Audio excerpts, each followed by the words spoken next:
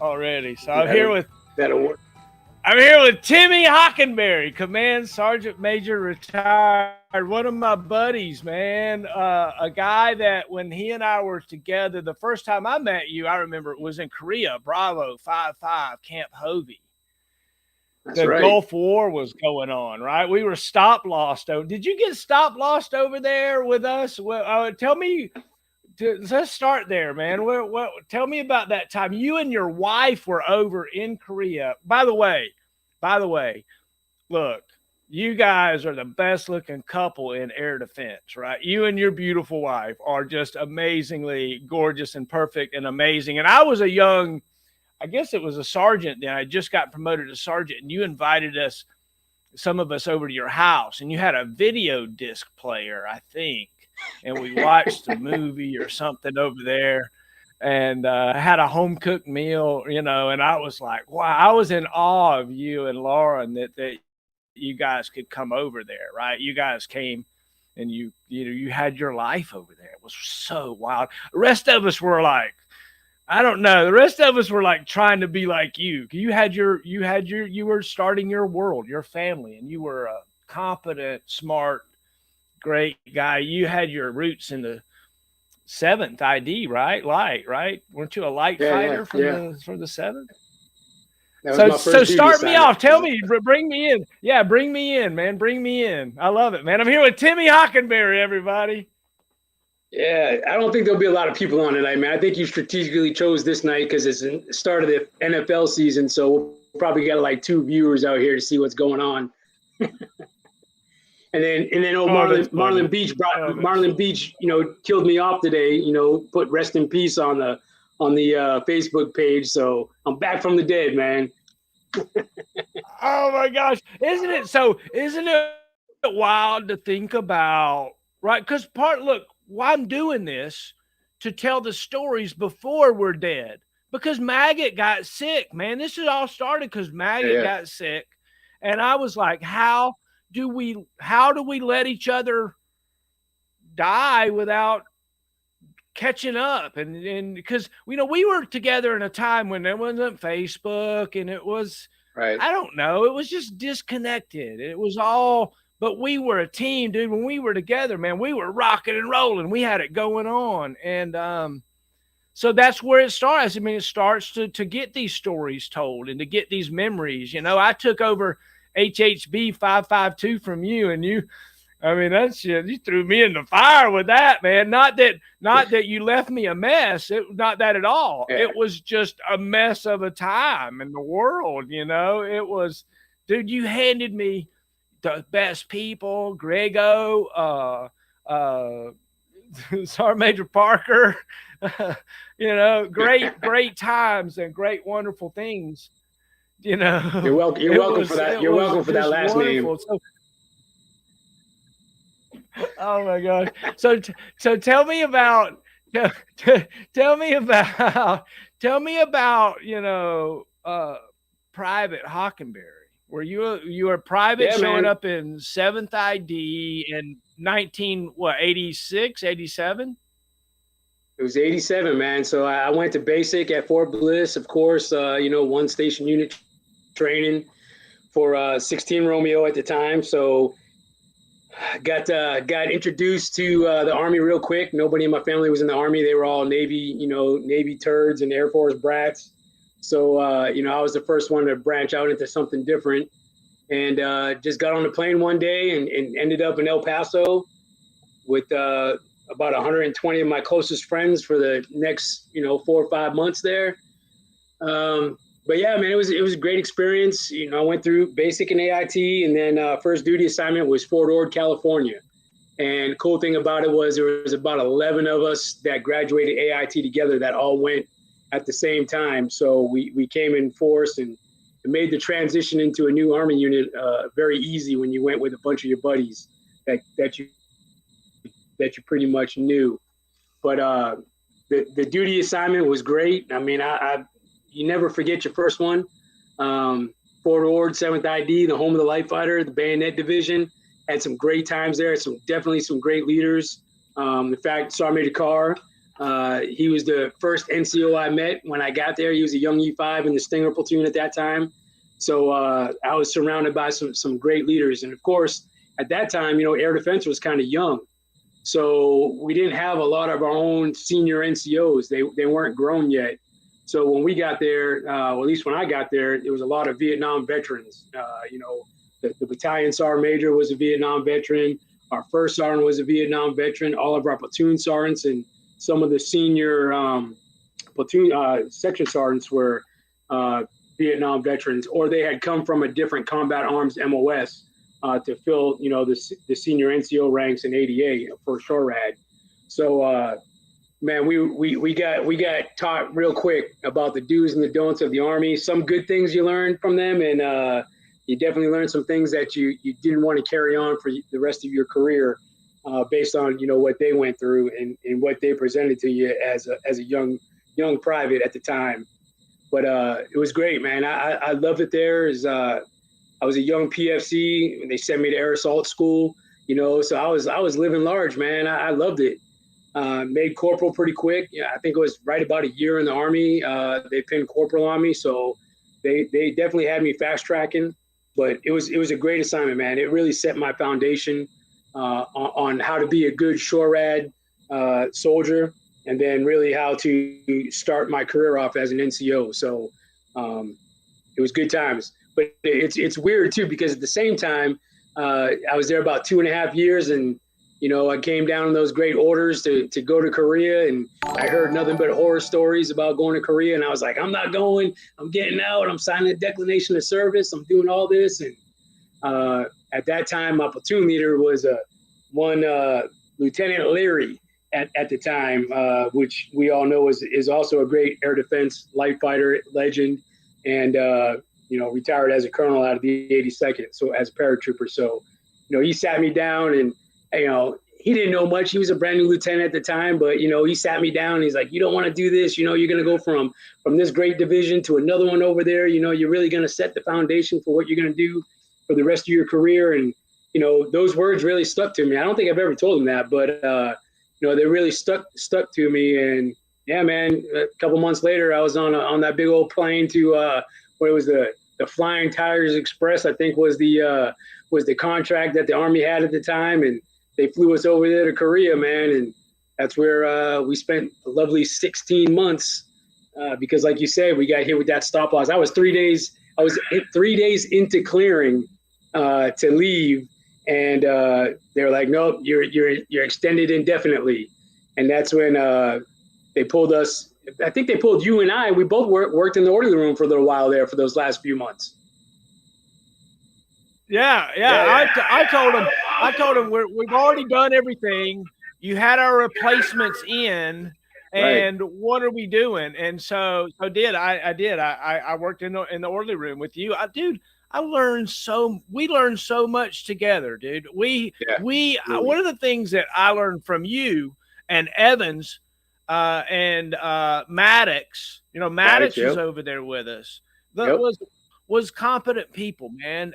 Look, there's certain people that you like. You see that their switches turned on, man. You've seen it your whole career. I identified people all the time that person's switch is turned on. Heather Smith's, right? Her switch is turned on. There's no doubt that she gets it, right? And that's what I found in you. I remember talking to you about the 82nd, right? Trying to explain to you that I was a Jumpmaster, but I didn't have a special badge yet,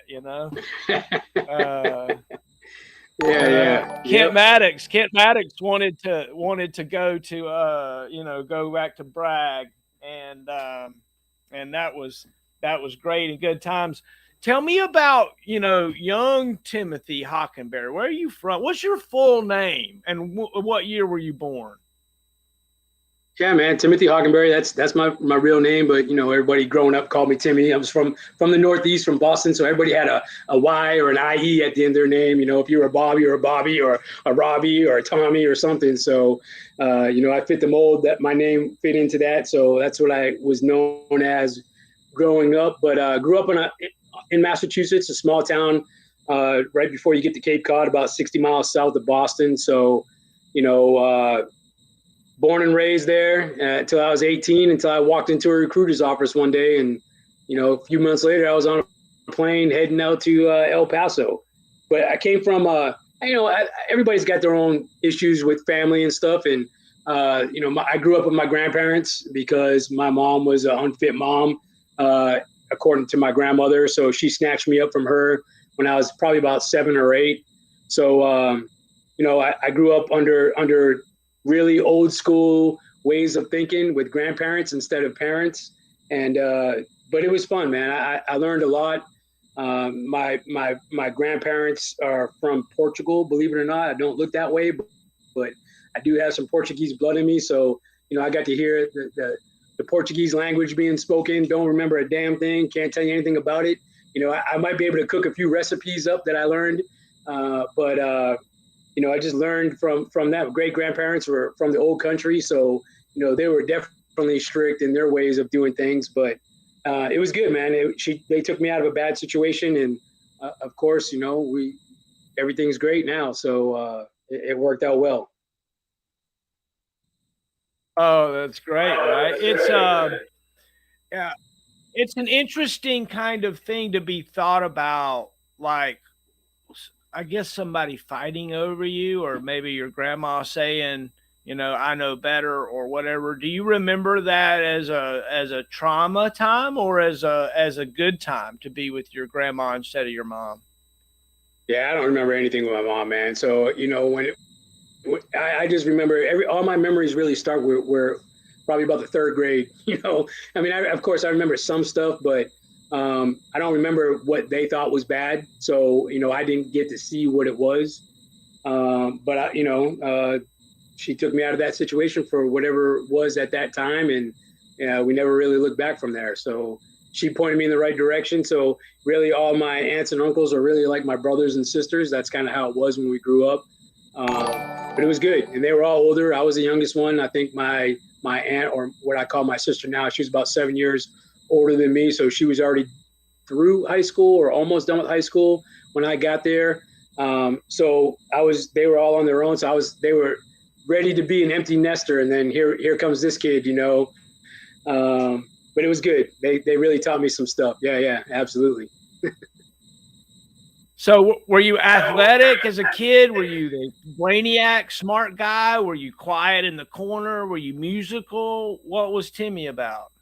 Man, I tried a little bit. I mean, I definitely played sports. I was on the high school football team, high school baseball team. I'm not going to say I was, the next Tom Brady or the next Carl Yastrzemski, but, I did play. I enjoyed playing. School, academics, not a good thing.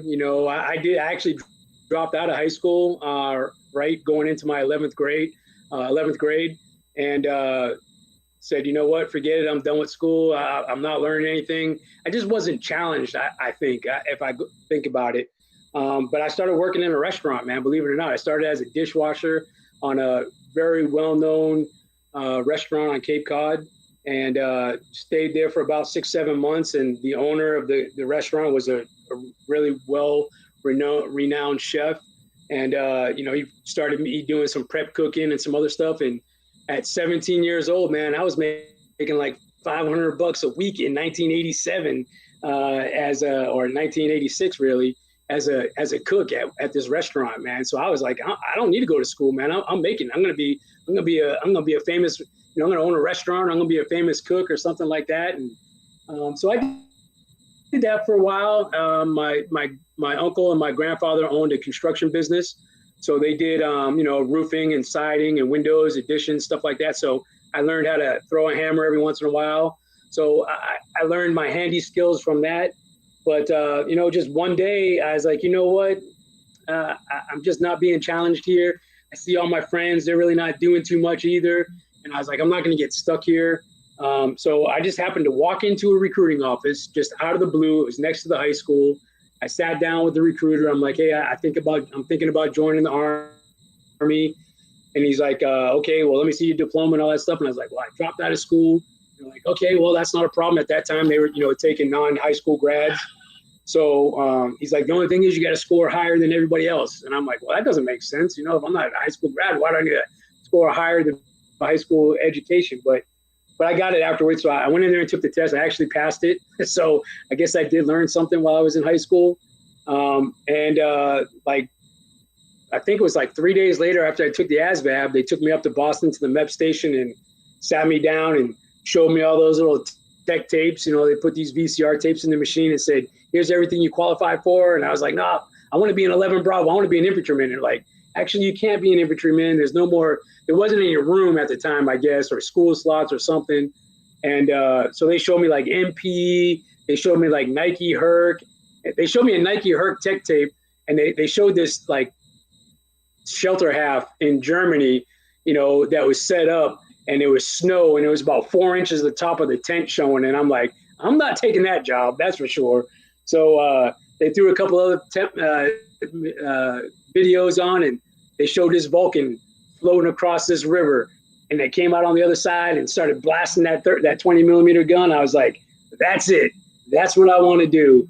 And they kept showing you, and then they showed the TOW Vulcan. They showed it being dropped out of an airplane. I'm like, yep, that's it right there. And so they signed me up, and I think it was less than 30 days, man. I was on a plane to El Paso from the entire time. I was like a recruiter's dream. I don't even remember the recruiter's name. I don't even think he knew my name. He was like, hey, just take this test, get in the car, pack your bags, let's go. And that started me on my journey. Yeah, so that's wild. I got to see the same tape, right? We watched the same thing. I joined in April of '87 and went and was part of the Alpha 41 Moten Gators. Yep, April of '87. That's when I went to basic, man. And that's where I first ran into Drill Sergeant Rogers. Oh, really? Oh, yeah. Oh, wow. Yeah. Absolutely.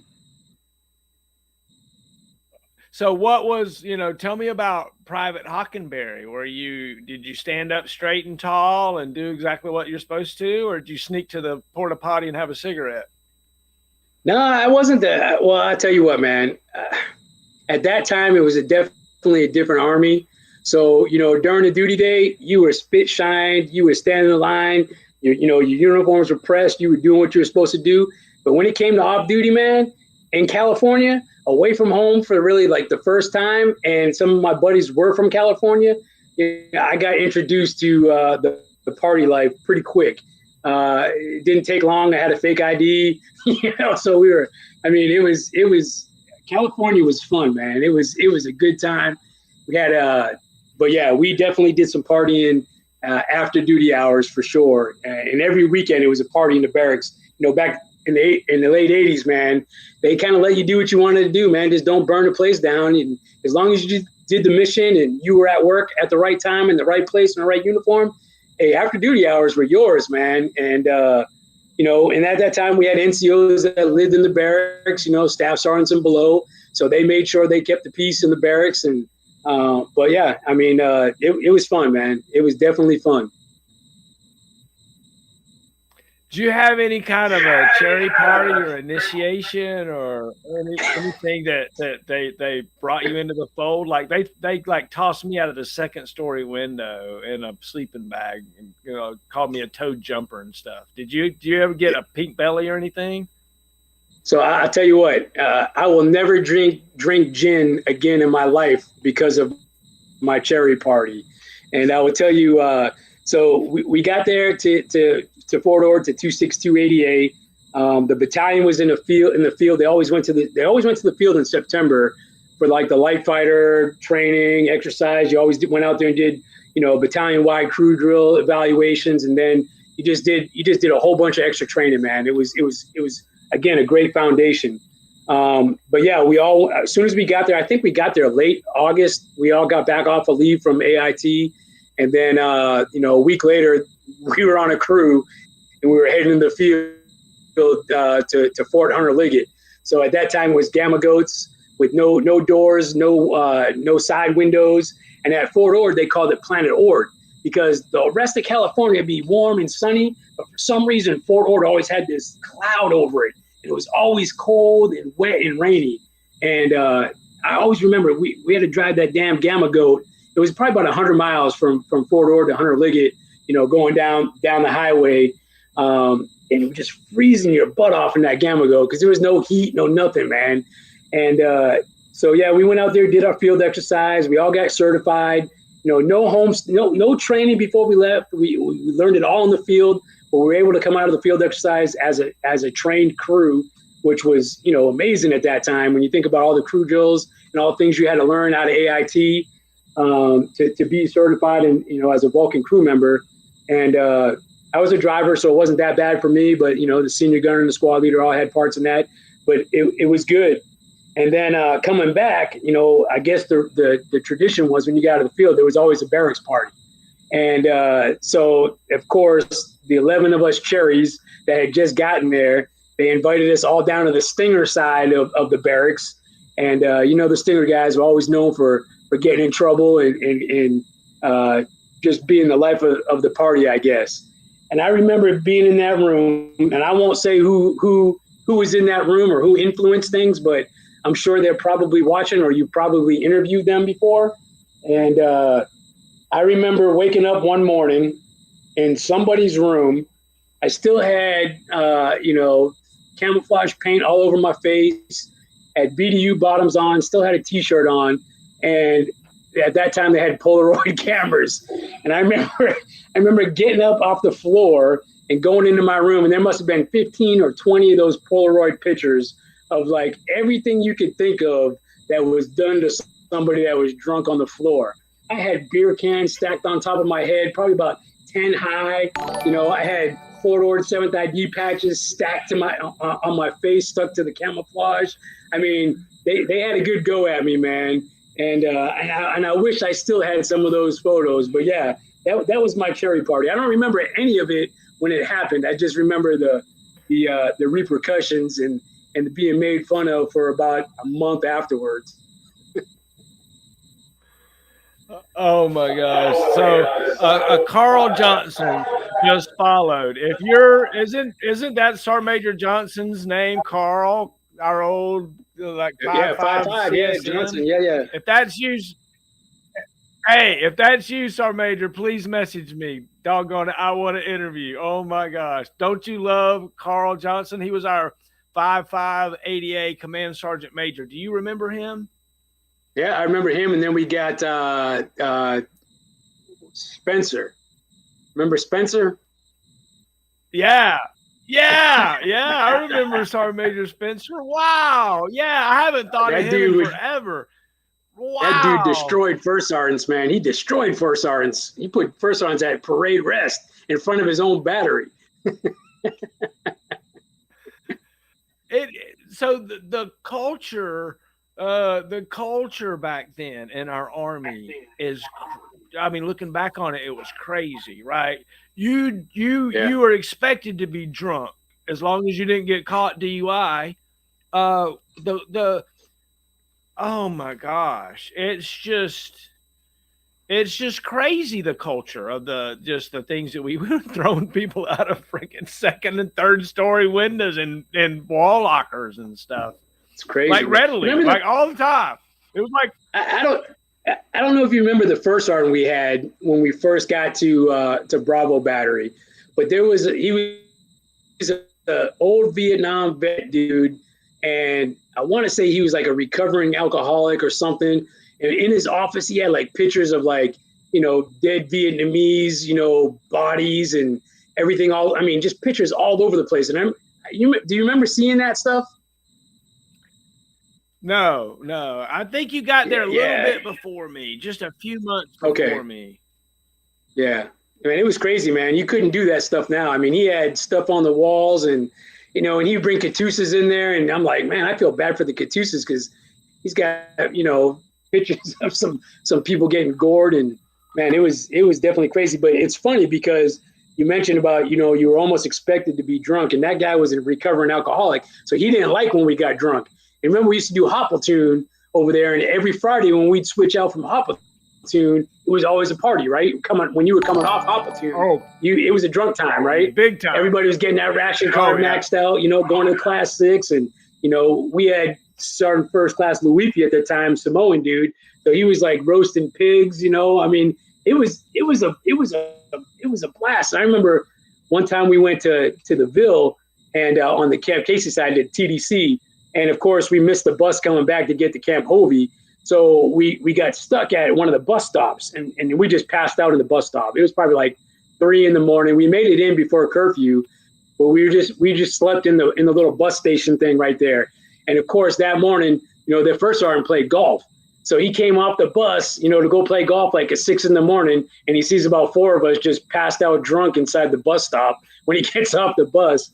And that was a bad day too when he got back from playing golf, man. he had the whole platoon in his office about that stuff, man. Oh my good gosh, times. that is so funny. That is so funny. Yeah, right.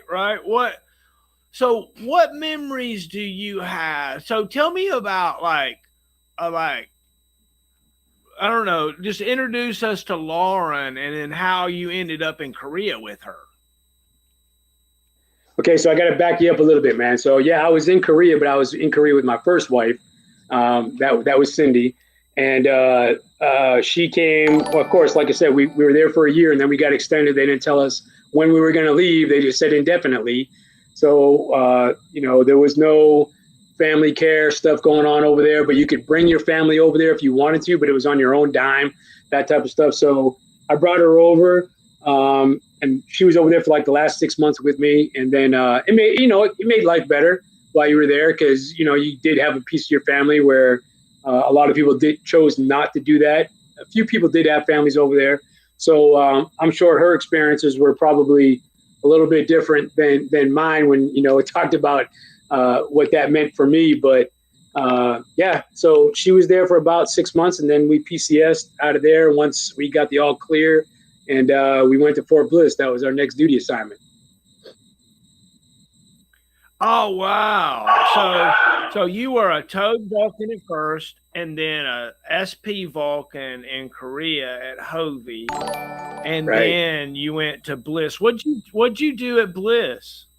So at Bliss, I went to 56288. So it was the only SHORAD battalion inside of 11th Brigade at the time. So it was just a Stinger Vulcan battery battalion. One battery supported a third ACR that was there at the time. Another one, I forgot what the other battery supported, and then the other one was just kind of like general support to whatever was going on. So whenever a division was going somewhere, if they needed something, you just went with them. If you weren't organic to like third ACR or something else. But it was a short time that I was there because we got out of Korea, got to Fort Bliss, and it wasn't very long. They were like, hey, we're going to deactivate this battalion. And that's when they started sending everybody from that battalion all over to different locations. So I only think I was there for about a year. And then they were like, hey, you're going to Fort Drum. And I'm like, man, I don't even know. I never heard of Fort Drum. I didn't know where Fort Drum was. But yeah, we started our PCS to Fort Drum when we're driving up there. We left, it was sometime in December. It was right before Christmas. And we drove all the way from El Paso up to Fort Drum. I remember getting on 81 somewhere outside of, I think, Pennsylvania or somewhere. And it started snowing, man. And it was snowing so bad that you couldn't see. It was like whiteout conditions. And I'm like, damn, what the hell did I get myself into? And on the way, they were announcing, what was going on in Somalia at the time. And they were like, 10th Mountain Division, they're going to deploy to Somalia. And I'm like, Somalia? Where the frick is Somalia? I never heard of Somalia either, right? So now I'm going to a duty assignment I didn't know anything about. The division was deploying to a country I didn't know anything about or why we were deploying, because it seemed like it all happened while we were driving to Fort Drum, because I didn't hear anything of it before.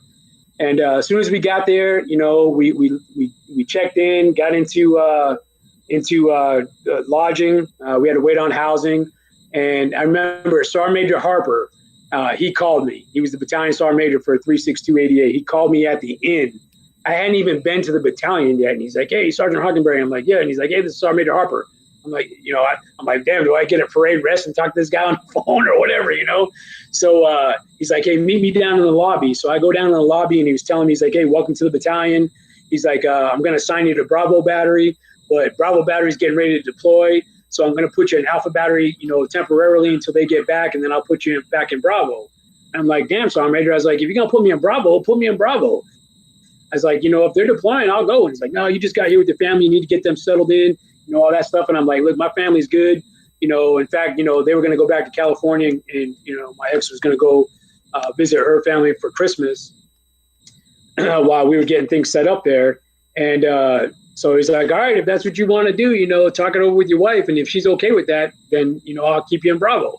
So sure enough, man, it was probably, 3 or 4 days after Christmas, man. They bust us down to Rome, New York, and put us on a plane. And next thing you know, man, they're handing us magazines and grenades and everything else on the plane when we landed in Mogadishu, man. So literally, I think I was at Fort Drum for maybe a week and a half, 2 weeks, just enough to get my initial issue. And I was on a plane to Somalia, man, and spent a lovely 6-7 months or whatever it was down there doing that mission, man.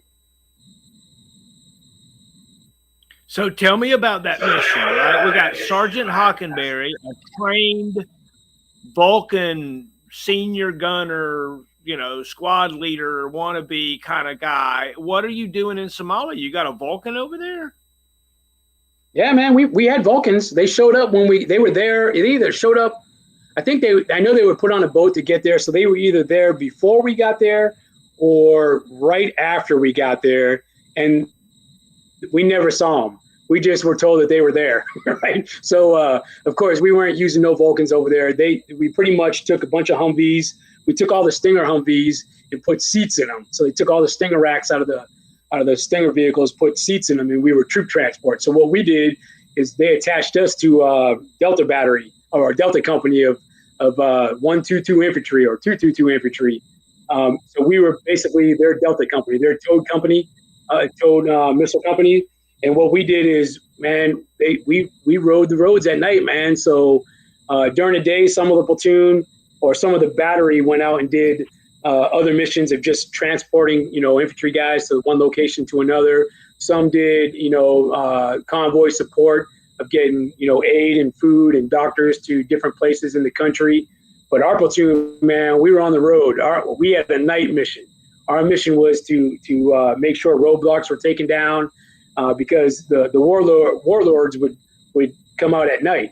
So they would block the roads, and any of these aid vehicles and stuff going by, they would rob the vehicles, take all the food, the doctors, or the medicine, all that stuff, and they take it back to their warring fraction and keep it over there. So our job was to not let that stuff happen.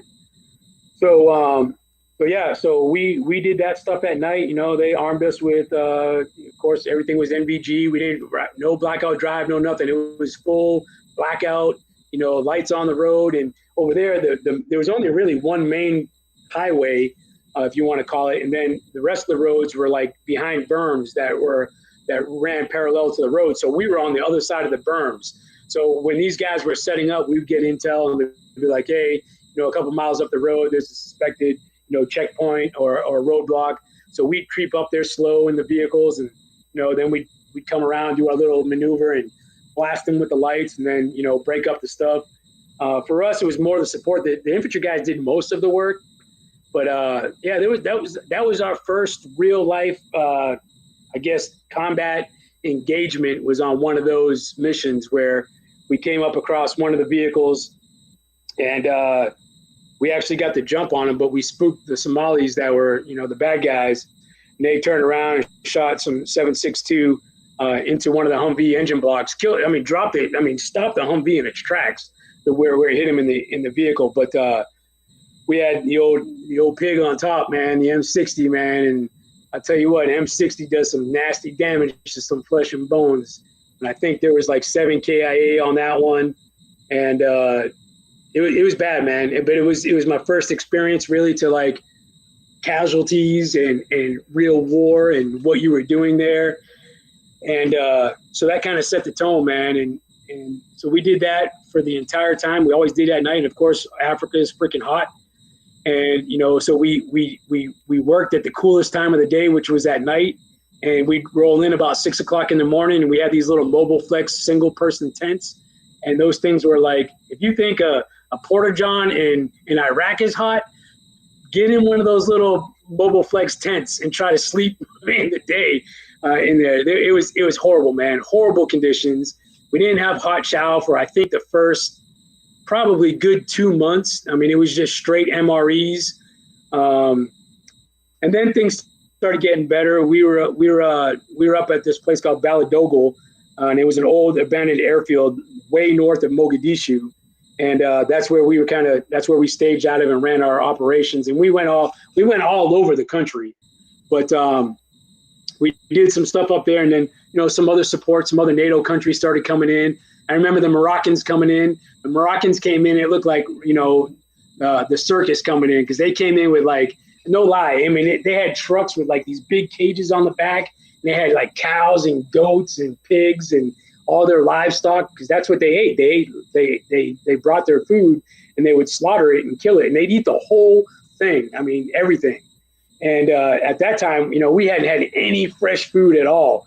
So like the first thing, all the leaders were like, don't mess with them. We don't know what their standards are. You're going to get sick. You're going to get this. So don't eat any of the food. Man, we didn't listen to that, man. We were over there trading like BDU hats and, bayonets or whatever we had to trade for, like loaves of bread, a freaking calf muscle off of something, that we'd come back and try to cook it ourselves. But yeah, it was crazy, man. The Army was really different back in the day for sure. But it kind of helps you realize what it was. And then, like I said, you kind of learn from that and build upon it. And that Army has definitely gotten a lot better in terms of taking care of their troops while they're deployed, for sure. It is it's wild to hear you talk about, like being a nighttime predatory, go out and look for the bad guy with intel kind of thing, get the jump on somebody, get shot at it, have to defend yourself. You become a bully out there in some kind of way. Do you remember those feelings of rolling out the gate, looking for problems, looking for trouble? Yeah, I mean, it's always in the back of your mind, especially as a young guy, man. In the first time in a combat zone, it was the hair went up on the back of your neck every time you rolled out, especially at night. I think sometimes during the day you took it for granted, but it was just as bad during the day. But I think some of your reflexes are probably up better during the day than they are at night, or vice versa. Because at night, man, it was sketchy because you couldn't see anything. A lot of the times we hadn't been on those roads before. So, and there was no pluggers and there was no daggers and there was none of, it was straight reading the map, so you need to know where you were going before, you got lost somewhere and, you couldn't call somebody in to help you out. So, yeah, that was definitely eye-opening. But again, it set the foundation for other things. So you remember those things in those types of environments, so that when we went to other places later on in life, you didn't have to relearn that. You were able to teach from your experiences based on those situations. So again, it might not have been the best conditions, might not have had the best resources, but the experiences and what you learned from it definitely made you a better leader at the end of the day. And I tell you, there were some crazy things that during the day too. We were on one time, one of those things you're not supposed to do. We were at, so the battery ended up going back to Fort Drum early. I think they spent about 90 days in Somalia, maybe less, maybe 60 days. And they're like, all right, hey, they don't need the whole battery over here, but guess what? First or third platoon, you get to stay. So, and guess what platoon I was in? Third platoon. So I was in that, you're the lucky guy this time, get to stay for a few extra months. So that we moved from the location that we were at to another location, down to a FOB. And what the mission there was, we had to go out and actually do weapon buybacks. So we would go out into the populace and, they would come and bring you weapons and we would give them cash for weapons, right? We were trying to disarm as many of the warlords or the warring fractions that were out there as possible. So that was our mission. So we did that for quite a while. But then there was a big thing that went on, and they had to mobilize our task force. But of course, we were attached to an infantry battalion at the time. So, a bunch of Blackhawks came in, picked up all the infantry guys that they went out and did the mission. And, the battalion commander told my lieutenant, he's like, all right, you're in charge of the FOB. Here's keep going with the buyback mission. And again, at that time, still no chow. We heard about what was going on in Mogadishu. So we knew there was like the PX truck was down there, and, the dudes at the embassy were getting hot chow and eggs and all that stuff. And we were probably like, we were like 90 miles away. And my lieutenant and a bunch of us NCOs talked him into it. We're like, come on, sir. Hey, let's go down to Mogadishu and let's go hit the PX truck, so we can get some supplies and stuff. See if they left us up here. Because we were in a low threat area. So we convinced them, and sure enough, man, we picked up 2 Humvees, all of our guys. We went down, started trekking down the road, and we get going down the road, man, and there's like these 2 infantry dudes on the side of the road by themselves. Nobody else around them, no support, no nothing. And these guys were in a convoy, like a transportation convoy, and something had happened, and they had returned fire on some of these huts in this little village. So the transportation commander, they were like, hey, we need to leave you guys here to secure the scene, and we're going to keep on trucking, and we're going to get support. And of course, there's no radio or nothing that could reach us where we're at. So we pull up on these dudes, and these guys were like, thank God you guys are here, because like the village is mobilizing now, right? Because they had shot somebody and killed somebody out in this field. So like you see all these Somalis going to that person that was killed. Then you see all these other dudes coming out of these huts with weapons, and they were coming towards these 2 infantry dudes that just got left there to die, pretty much. So we roll up in our Humvees, and we're like, all right, hey, we'll help you. And so I think we had a 524 at that time or something, man, that was able to reach somebody, and they were like, hey, go secure the scene. We'll send some people out there to help. So, we grab these 2 infantry dudes. We go out there and see. Yeah, they definitely, killed somebody. But it started getting really hostile, man. And there was probably 10 of us and these 2. So it was like 12 of us all together in this village. And the village probably had about 30 or 40 people, but definitely we were over outnumbered. So we start like going through these huts to look for weapons. So we were like, if we're gonna get taken out by these guys on the other side of the road, we're gonna make sure there's no other weapons over here where we're at. So we start going through, and sure enough, man, round fired or something happened, and we're like, oh man, this is it. This is all before the big Mogadishu disaster. So this is probably about a month or 2 before. So we're going through, we're securing the area. Shot was fired. We're taking cover. And then out of the blue, man, this Marine Cobra and this Huey just comes out of nowhere, probably about 50 feet off the deck. And, the Huey opens up its doors, the 50 cal sitting there, and the guy's like, get down. And we get down, and he's pointing his 50 cal towards where the suspected enemy is. And, they all haul ass and they get out of there, and it allowed us to get out of there. But man, it was a crazy situation. So long story short, man, we get out of there, we haul ass, we get into Mogadishu. But as we're getting into Mogadishu, and we've been there a few times, and it's a bustling city, man. There's like people all over the place. If you remember how Iraq is when there's cars and you're bumping cars to get out of the way, we're bumping people to get out of the way just to get to, our location. That's how it normally is. But the day that we were there was nobody on the road. And we're like, oh shit, something's not going well. And then, tires are burning in the side of the roads, and we're like, that's signals. So we're like, dang. So we finally get through, and as soon as we get to the embassy, they were closing the gates because there's mortar fire and some other stuff going on. They closed the gates. They finally let us in. They're like, what are you guys doing here? You should have never got on the road. So we're like, oh man, when we get back, we're all going to get relieved. We're going to get in trouble. My lieutenant at the time was like freaking out, like his career is over. But we got the PX truck. So we were in the back of the PX truck. We raided the hell out of that thing. A bunch of the dudes went into the embassy. They were eating, fresh food. And then as soon as it was all clear, man, we got back in the trucks and we hauled ass back up to our FOB. And funny thing is, the battalion never knew we were gone, man. Out of all that shit that happened and all the stuff that could have gone wrong, we got out of that without getting in any type of trouble back at the FOB. It was crazy. Your clandestine mission. Yeah, all for some PX stuff, man. Hey, dude. Hey, we did some crazy things back in the 80s and 90s, and it was just a different world back then before the internet. Remember when we used to have to, remember when we had to get our AKO email address? It was like, what? I got to get an email address. Right? Yeah.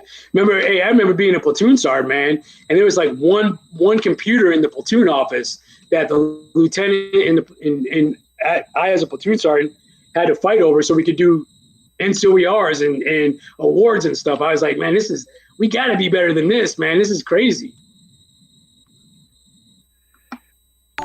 You know, we grew up when automation was just kind of first kind of coming in, right? We went from the EER to the NCOER, and having to write quantitative bullets. Remember that, when you had to like measure everything in the bullet comment, and oh my gosh, it's crazy times. Tell me about becoming a sergeant, becoming a corporal. I think you became a corporal, right? Tell me about becoming responsible for other men and women. You obviously did very well with it. Yeah, I mean, I take it back to, my mentors when I first got to Fort Ord. These guys, like I said, were all Vietnam guys. They knew field craft. They knew how to take care of people. And they instilled that in you, man. That was the first thing you learned, was how to be a good soldier in the field and how to be a good soldier in garrison. So it was, to me, I think the transition was pretty easy. I think the hardest thing, I think it's probably even nowadays, as a young troop goes from a specialist or a corporal to an NCO, a sergeant, you always got that, that gray area, that distance, where are you still a specialist with your friends, when nobody's looking? Are you an NCO and you're a hard ass and, they don't like you no more? So, you had to walk that line, find, and you've seen different experiences, right? You see some that draw the line and they're just straight asshole. And then you got some that, are still friends with their peers. And you got to be able to, in my opinion, to massage that the right way. And I think I did as a young corporal. I think maybe as a corporal, I might have been a knucklehead, because I was like, oh, I'm a corporal, I'm in charge now and all that type of stuff. And, some of the NCOs sat me down pretty quick and like, hey, you don't want to be doing that. You're going to be to them, it was like, hey, we just got somebody else for the CQ roster, right? So, you relieve some pressure on the NCOs, right? But corporal was hard to come by back in those days, man. It wasn't like it is now, where it's kind of automatic if you're on the list. And back then, man, you had to work for it, and your leadership had to approve of you being a corporal, man. They didn't give that stuff out to anybody. So it was an honor for me, especially as fast as I got it. But like I said, my NCOs set me up for success. We were always the best crew when it came to crew drills. Whenever there was a VIP briefing, it was always my squad.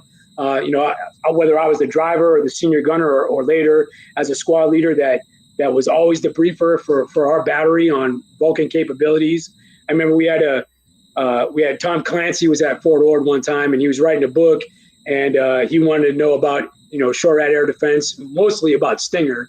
But of course, the battalion's like, oh, you got to learn about the Vulcan too. So we got all spiffy, got the Vulcan looking good. Took it up to the MTS, set it up, and he came over and he's like, yeah, the Navy's got one of these, but it's bigger. And he just kind of walked on by. He went over there and learned more about the Stinger than he did about the Vulcan. But it was just cool that your leadership picked you to do those type of events. And but it was good, man. And I think that really what helped me understand what it meant about taking care of soldiers. I had great leaders at that time that showed me that. I won't say they were great influences on how you do something. Like our first sergeant, he didn't run PT. He'd come out in the morning smoking a cigarette, old Vietnam veteran, call the battery to attention, make us do a bunch of PT stuff. He would do PT, but most of the time he sat in the back of the formation, just watched and jaw jacked.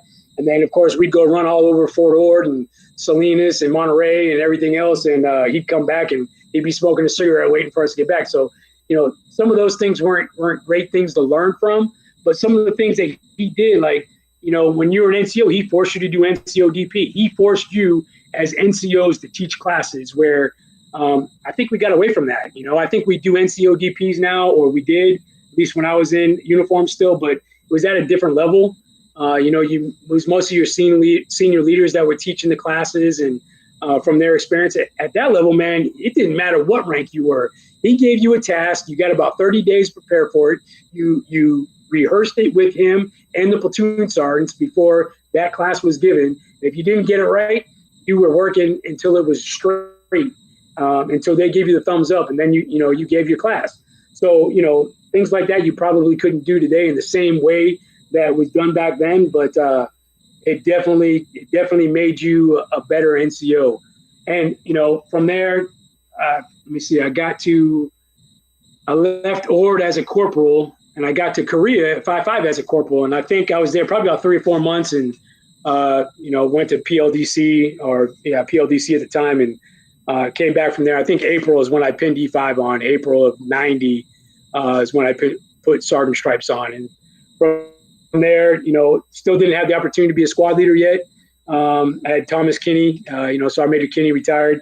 He was my squad leader at the time. Another good mentor when it came to learning your job and what to do as an NCO.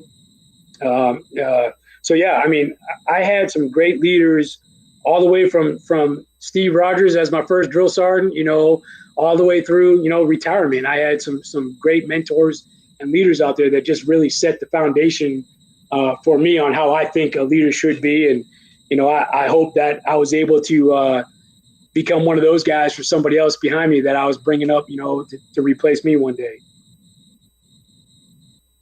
Oh, absolutely. Yeah, absolutely. I remember those times fondly. What is it about leadership that you would try to tell somebody else about? What is like if you had to kind of boil it down to the coffee grounds and kind of spread them out, tell me the snippet that makes it work for you? Yeah, I think my own mantra was like, if you're going to talk the talk, you got to walk the walk, right? So, you always, we NCO set the example, right? So I'm not going to say I was the best example for everything. There was always other people around me that may have been better at certain things. And I was just fortunate enough to be surrounded by peers and mentors that either taught me how to do it right, or, was able to fill in those gaps where I might not have been as strong. I think the other thing too, and I learned it throughout my career, it wasn't, again, you look back at your career and you say, okay, I'm at this point now. I think I'm a better mentor. I'm a better leader. I wish I had known what I know now back then, because I would have been a phenomenal leader. And so you learn from those things. And like I said, I just think I was privileged to be around some peers, soldiers, leaders, NCOs and officers that just were able to make me shine, man. I really think listening to what your subordinates are telling you is a big thing. I remember coming off of drill sergeant duty and getting to Fort Bragg as a platoon sergeant. Everybody tells you, hey, make sure you turn that badge off, let the light go out a little bit when you get to that unit, and not be a drill sergeant, be a platoon sergeant. So I kept that in the back of my mind. But, there were times where some of my soldiers in the platoon would come up and say, damn, are you still a drill sergeant or what? And at the time, I'd tell them to shut up or whatever, we keep on driving on. And then I'd go home and I'd think about it. I'm like, yeah, I probably screwed that up, and I'd go back and I'd fix myself. And, I would tell them, hey, look, I screwed this up and here's how I'm going to fix it, and I valued their input for the most part. Some guys were just whiners and, you got to tell them to drive on, and that's what it was. But I think listening is a big part of becoming a good leader. But if you're not out there doing it, you're not a good leader. You know how it is being on status, man. I took pride in making sure, we didn't have any pay hurts or pay losses and stuff like that. And anything that was flying, I was putting people on, man. Wherever there was an open spot on the manifest, they were getting on.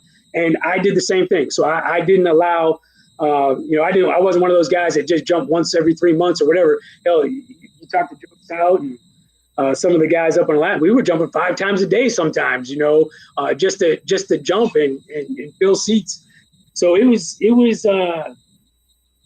like I said, you got to be able to walk the walk and do some of those things that your soldiers expect you to do. I would do as an NCO, especially in First Sergeant, Battalion, CSM, Brigade Sergeant Major.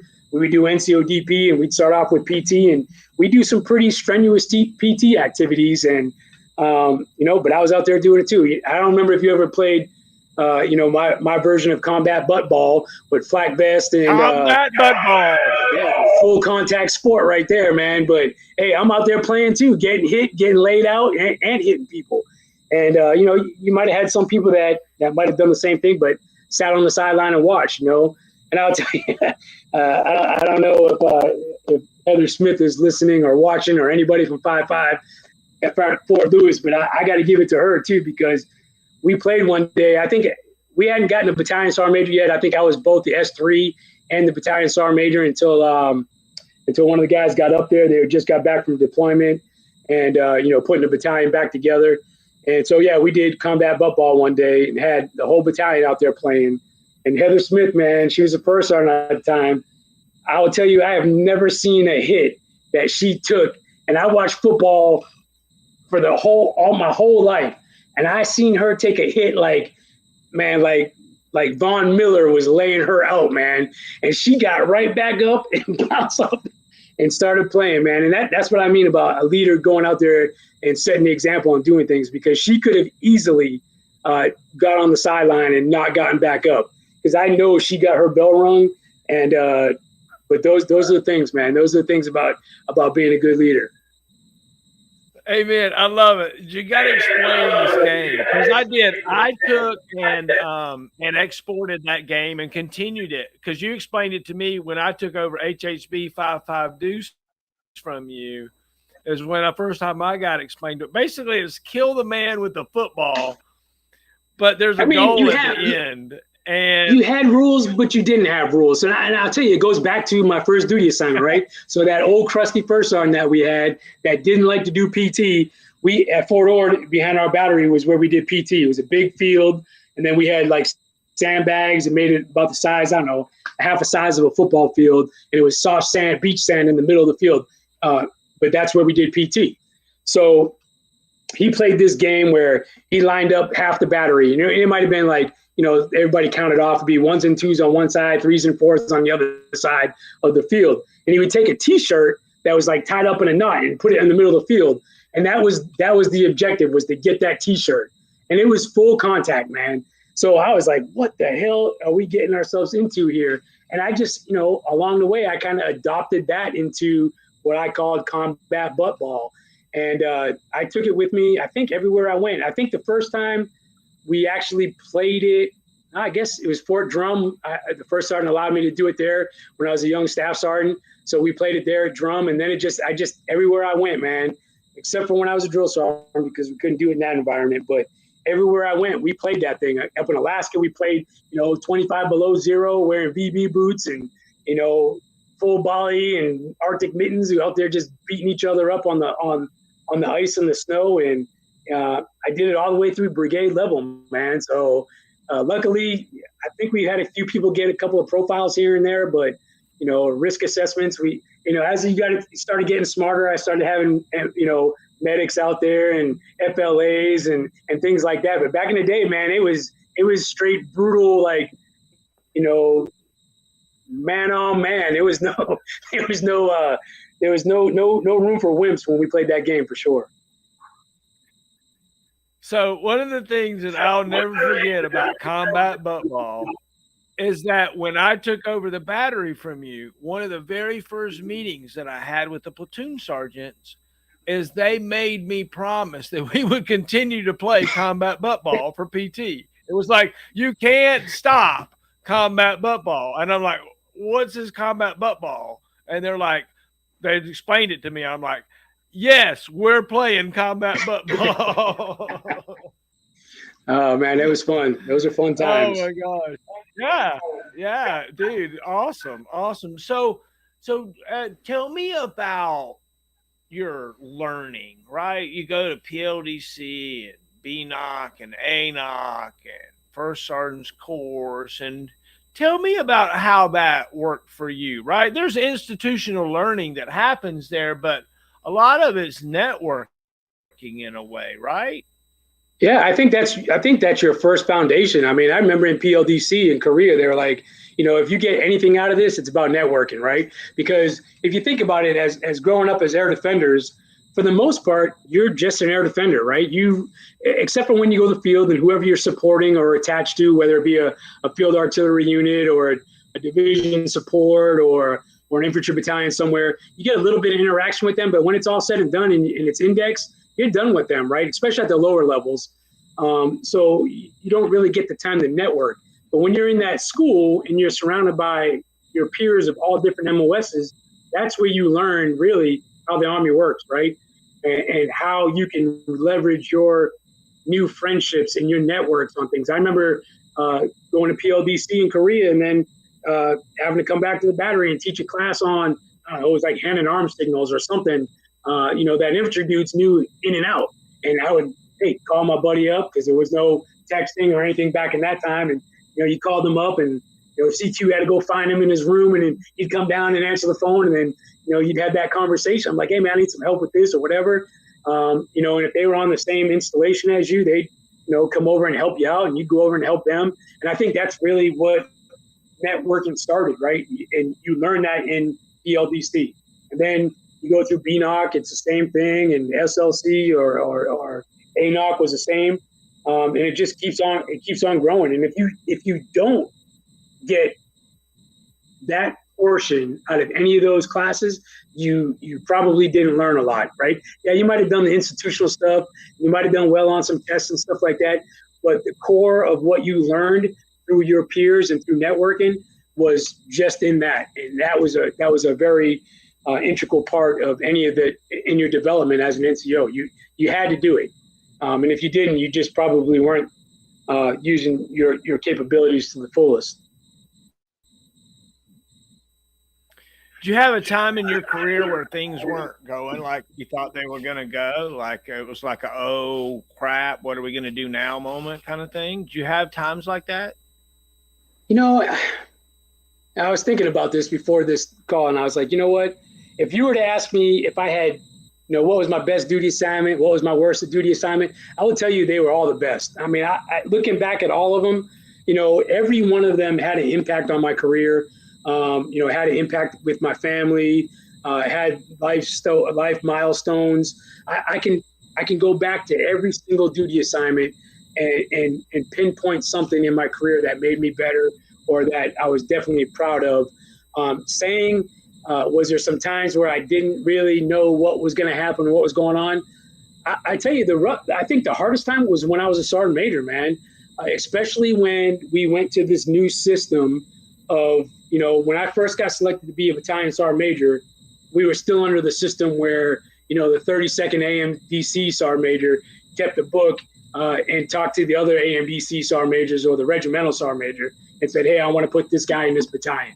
That's how it worked. That's how I got my first battalion. James Carr called me in Korea. He had just left as brigade sergeant major. He was the regimental sergeant major. Said, hey, we're gonna give you, or no, it wasn't that. It was that was per brigade. It was the same way. So for my first brigade, it was the same way. But for battalion, I was at 5.5. I had just gotten there out of the academy. Was there for about 6 months. We bought a brand new house. I was like, all right, I got time. It's probably going to be 2 years before I can get looked at for CSM if I wanted to go that route. I was like, battalion's just getting back. I got time to put some roots down and do some things. And 6 months into that assignment, 32nd AMDC sergeant major calls me and says, hey, we're going to send you to Fort Sill. You're going to take over 652. And I'm like, Fort Sill? I don't want to go to Fort Sill. I try to avoid Fort Sill with the plague. But the funny thing was, man, it was a blessing in disguise because other than having to leave my family for 6 months there to go to Fort Sill, I kind of went there TDY for 6 months. I was the S3 sergeant major for 5.5 at that time. I was able to go back for a 30-second AMDC board as a board member, and that's when I got to sit down with my battalion commander, who was going to be my battalion commander at the time. And I walk in his office, and we sit down, and we start talking, and he's like, "Hey, I've heard great things about you." And I'm starting to look around his office, and I don't know if you can see in here, but I got a lot of Boston paraphernalia everywhere. And I'm looking in his little trophy case, and I see, the World Series trophy. I see a Wheaties box with the Red Sox on it. I see some Patriot stuff, and I'm like, so he's talking to me, and I'm not even listening, right? I'm in awe of all of his cool guy stuff. And he's like, "Hey, Sergeant Major, are you all right?" And I'm like, literally, that's what he said to me. He's like, "You okay?" And I'm like, "Sir." I was like, "I'm sorry." I was like, "But I got to ask you, are you from Massachusetts?" And he's like, "Yeah, I am." And I'm like, "So am I." And we started talking about that, and come to find out, man, we lived about 30 minutes away from each other. Our high schools played each other at the, on the high school football field, so it was an instant connection. And not only that, man, the dude was a phenomenal leader. I tell you, it was probably the best command team that I'd ever been in, from battery to battalion to brigade to nominative level. It was the best battalion commander I had. And we worked the battalion hard, man, because when I got to the battalion, they were like, "We don't know if we're going to go to Saudi and do a Saudi rotation, or we're going to pick up the battalion colors and PCS to Korea," because at that time, everybody was still doing TCS rotations. So we're like, if you do it, this battalion's going to be the first one to PCS. And it just so happened, we were the ones to PCS. So, we had to get the battalion certified and ready to go. So when they hit the ground over there, we were ready to take on the We Fight Tonight mission. So we did all that. But, man, we played hard. We worked hard, and we played hard. And I'm telling you, I think if you ask anybody in that battalion from 2009 to, 2010, 11-ish, when we switched out, when he left, I will tell you, I don't think there'd be one NCO, one soldier that would tell you that was their worst duty assignment, even in Korea, even in Suwon, Korea, because we were that good, man. John Foley's my buddy and my peer, and he was the sister battalion CSM at that time. And, we had a friendly rivalry going on where, 2-1 had this and 652 had this. But, for a while, 652 was winning everything. We were setting the standard on the pen for everything. And we were known across the pen. And then, I think John Foley was like, "Hey, we got a 2-1. We got to get it together." And then, they started closing the distance a little bit. And, but man, it was fun, man. We had, like I said, we had Sergeant Major Carr over there. And then Sergeant Major Wiggins came in after him. And I'm telling you, man, we didn't miss a beat. Korea was a fun time. But, getting back to the question about the unknown, those times were easy because I was placed in those positions. It was after Sergeant Major Carr called me and told me I was going to be the 30th Brigade Sergeant Major that I got there, that the SMA and the Army changed the way that they were going to do CSL positions. So you had to compete for it. You had to go through a board at HRC, and, a bunch of nominative sergeant majors would sit down and determine where you ranked. And then the CSL would come out, and you got to pick where you wanted to go. And, usually the number one guy got where he wanted and all that stuff. And I think so that was a little bit where I started to feel some frustration, because you didn't know what was next. And then once you got into the nominative realm, it really become really disruptive, because when I did my time at 30th Brigade for 24, 26 months, whatever it was, I made the CSL for a 2nd Brigade, and I selected 31st Brigade, which was right down the street, because I didn't want to PCS again. I didn't want to uproot my family. We had just gotten from Korea. My kids were established in school. So I was like, yeah, I'll do 31st. I want to go back to the FORSCOM side. Sergeant Major Ross was over there at the time, and some good leaders. So I was like, you know what, this would be good. So this is what I wanted to do. So we got selected. We moved over there, and then at that time, I'd also made the nominative list. And at that time, when you made the nominative list, you were pretty much put on whatever slate or KSAs that a GO or an SES was looking for. And if you made the cut, it's usually 5 guys, that was 5 sergeant majors that would interview for a position, and you just didn't know. You didn't know where you're going. And for us as an air defender, I'm like, well, shit, I'm good. You know, I know Sergeant Major Wiggins is going to be leaving soon. I was like, I'm a 30th Brigade Sergeant Major. I think I've done some good things with 30th Brigade while I was here. We opened up a lot of communication across the branch of what the brigade was doing. I had some phenomenal leaders and soldiers in 30th Brigade doing the mission. And I was like, man, you know, I think I'm good. I think I'm a shoe-in to be the next regimental sergeant major, because that was the next thing that was open. And General Spielman did the interview, but of course he selected Sergeant Major Lincoln, right? And that's how the process works, right? I was butthurt, man, because I was like, I am ready for this. But, you know, the GOs have a say in that, right? And he selected Sergeant Major Lincoln based on his KSAs and his abilities, and plus they've worked together, you know, and a lot of times that's the way it goes too.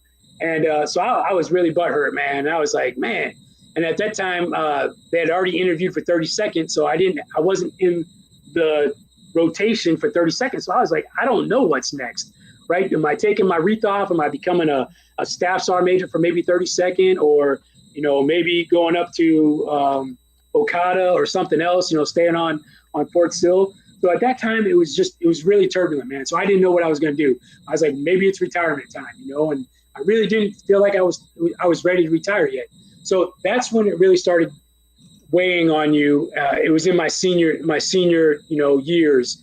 And then by the grace of, you know, the person that selected me, which was an SES, of all places, I got selected to go be an IMCOM region sergeant major. So I took over the Pacific region. So I had all the Army garrisons in the Pacific. So Korea, Kwajalein, Alaska, Hawaii, Japan. I had them all, right? I didn't know shit about IMCOM, except for what I learned as a brigade sergeant major from the garrison sergeant major, who was my peer. And at the time at Fort Sill, I had some good buddies, man, that really kind of showed you what garrison life was and what their missions were, and everything, not everything. But when I interviewed, man, I was selected, and it was weird because I think I was like, in that time frame, I was the first person that had been a garrison sergeant major previously to be selected as a region sergeant major.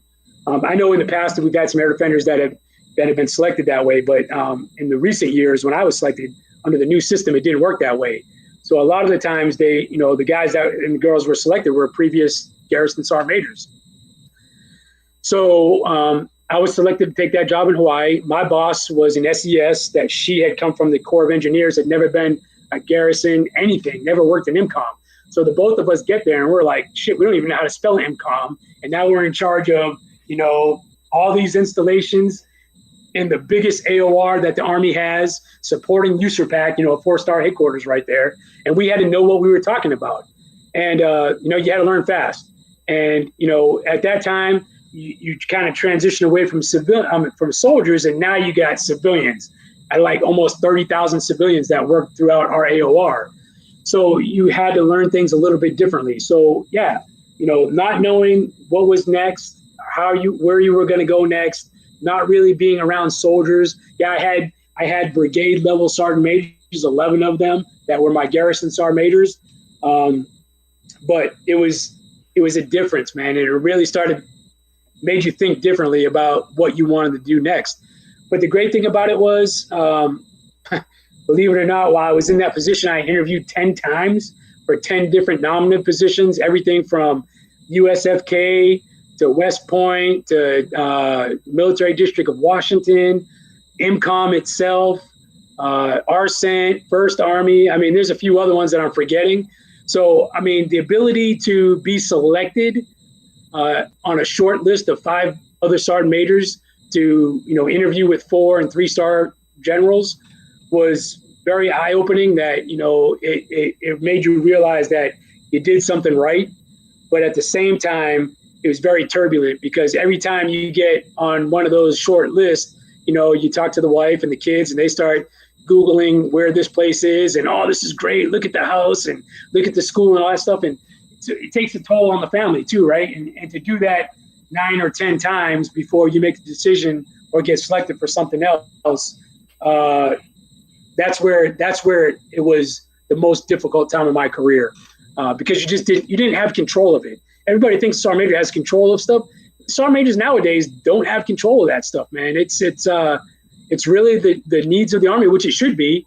But at least back in the day, you had a little bit of say in it. Now you either do it or you get out, you retire, and that's the way it goes. And so it's tough, man. I feel for some of the senior leaders now that are going through that system or have already been through it.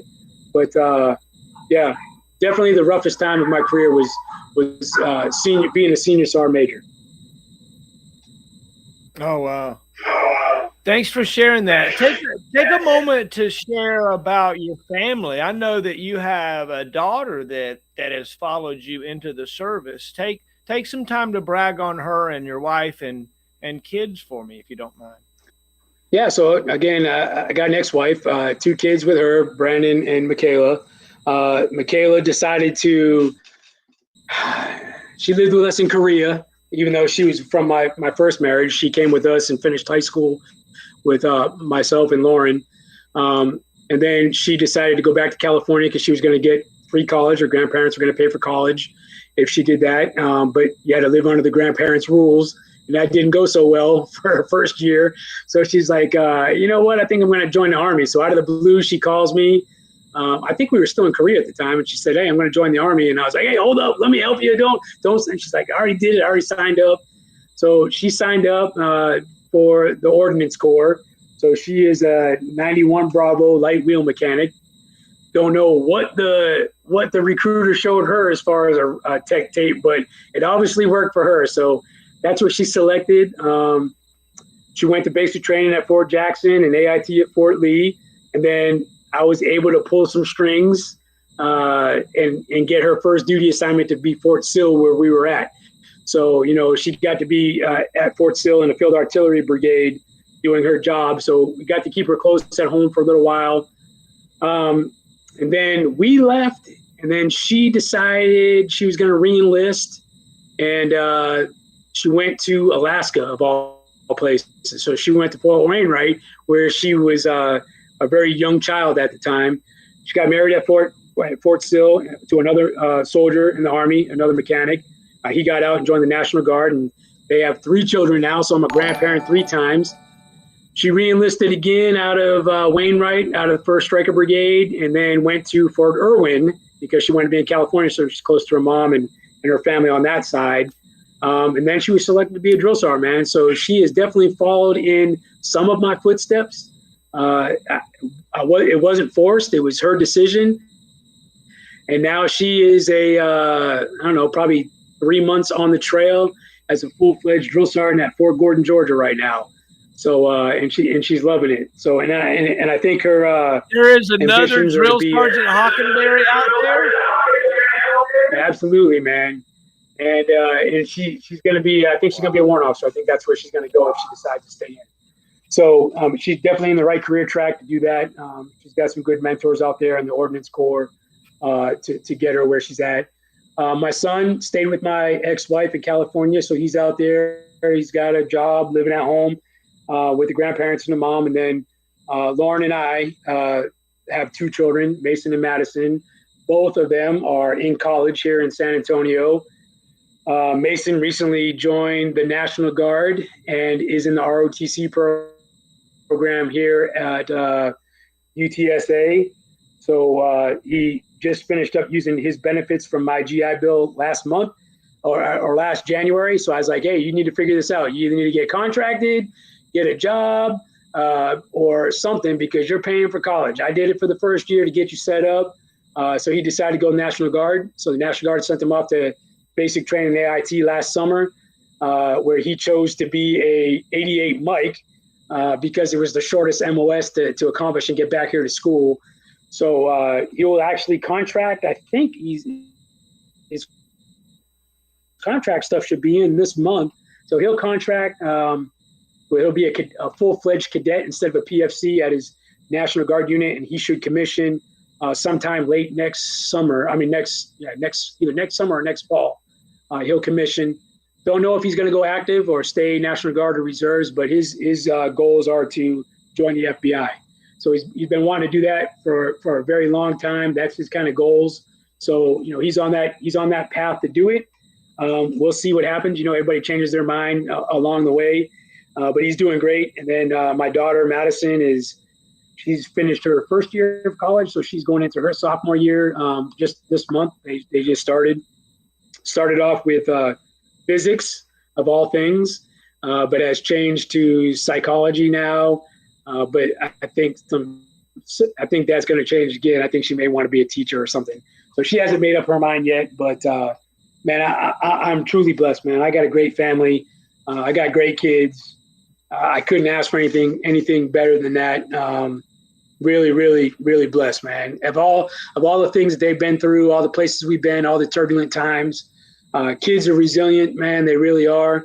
And and now they get to see the other side of the world outside of the Army, and they get to see, man, we had it well while we were living on an installation or a post somewhere, and now being in society and kind of seeing some things that really they hadn't seen before it's kind of eye-opening for them. So it's kind of good that they got to see both. They're kind of sheltered as kids growing up as Army brats, but now as young adults, they're experiencing some other things on their own. But the Army gave them a good foundation to deal with some of those adversities and challenges. So again, man, good kids, great wife. My dogs, on the other hand, are another issue, but everything else is good, man. I got a great family. I love it. So tell me about being airborne. At some point, they sent you to airborne school, and you also ended up in Alaska, which is a very elite assignment, and you spent a lot of time at 3rd of the 4th. Tell me about that part. Yeah, so I tell you, man, a lot of people think that I spent, because I wear the 82nd patch and I'm a master blaster and all that stuff, and I talk the talk and walk the walk, that I spent all my time growing up in the 82nd. Man, I didn't. I was a light fighter through and through, but I was a leg man. I was a dope on a rope at my first assignment. Did some SP time, some heavy time, and then went back to light again.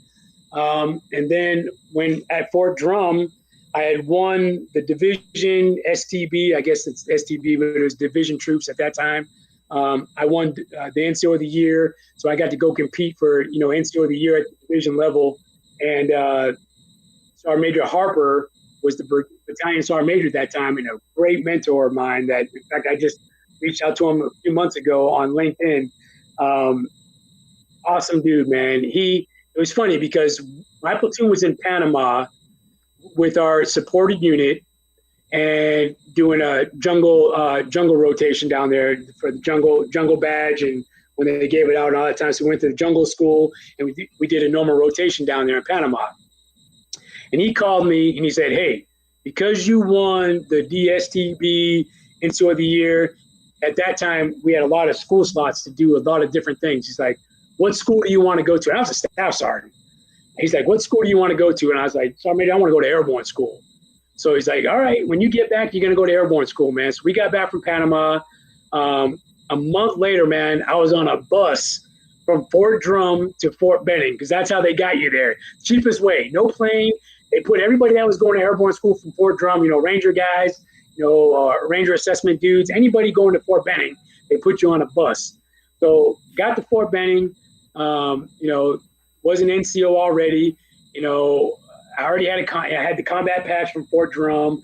I had, air assault wings, and of course, all the black hats are all Jumpmasters. They're all 82nd dudes. And at that time, Fort Drum had just gotten, some combat time other than World War II. So from Somalia. So we were the hottest shit on the street, right? So we got down there, and I was talking smack, man. I was talking smack to all the black hats. It was just fun, man. It was a fun environment, but I got smoked all the time as a staff sergeant, which to me was fun, man. It was fun. All the privates coming out of school, all the cadets that were in there, they were enjoying seeing an NCO get smoked all the time. But I let them know, man, I was coming down there to do this, but first and foremost, I was an air assault guy, right? Until I went through the school and drank the Kool-Aid, and then I know which way to wear my badges on my uniform, unlike some guys down there at 101st, right? but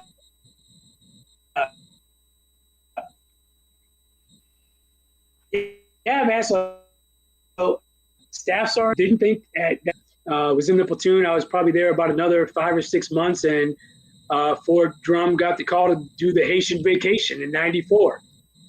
So I'm back on another deployment to Haiti, and this time I'm a platoon sergeant because my platoon sergeant couldn't go. So now I'm a staff sergeant, platoon sergeant in Haiti.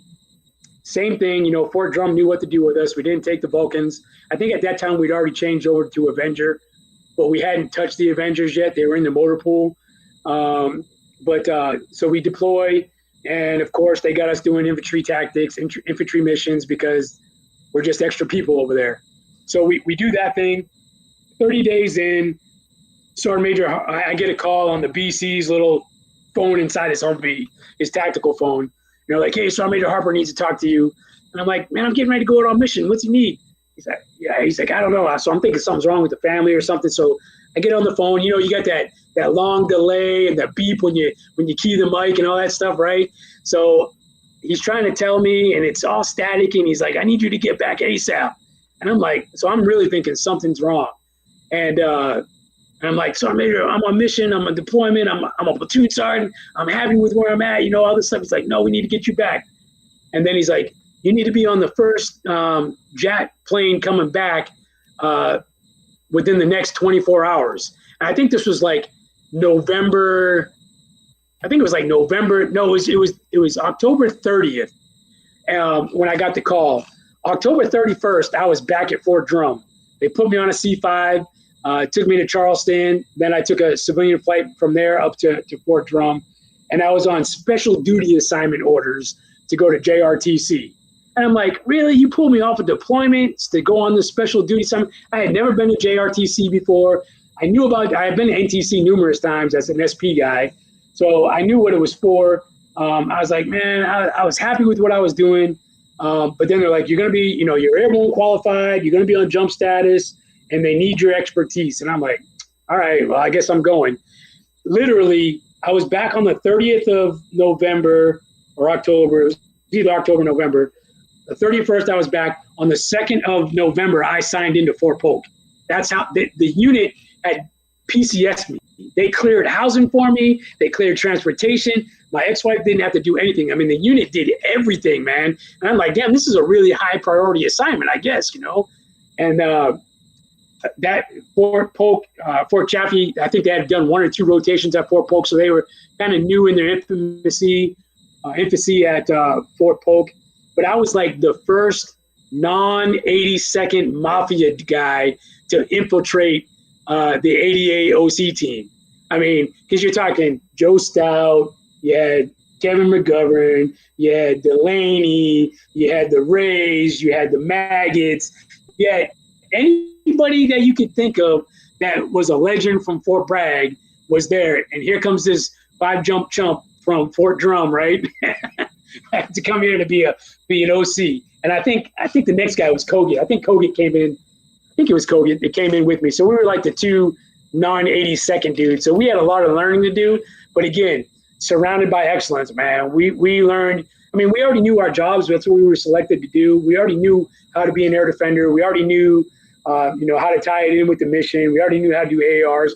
We learned some of that as we went. But what we didn't know was some of the, airborne stuff, right? We didn't know how they maneuvered. We didn't know how they jumped in. So that was all a learning experience. And of course, every time the 82nd jumped in, or when they could jump in, OCs went to Bragg. They went down there with them, and then they jumped into the box. So I was like, man, I want to go. And I was the cherry man, so I couldn't go. I always met them at the ISB, and, I had to ride behind them in a Humvee or something with all the guys that didn't jump in, or meet them on the drop zone or whatnot. So, but yeah, man, I again, surrounded by excellence, encouraged to do some great things. I went to Jumpmaster school while I was there.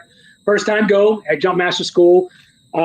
So again, Stout and a bunch of those other dudes just they wouldn't let me fail, man. You were going to get everything right before you went to to Jumpmaster school. So was able to get through that first time go. Jumped a lot at JRTC with 509th and everybody else that was jumping. for my 2 years there. And then, after that assignment, as you know, you pretty much get to select where you go next, or at least at that time you did. And like you said, Alaska was a well-known, kept secret to get to, whether you were on jump status or not, because there was only one platoon up there that supported the entire brigade.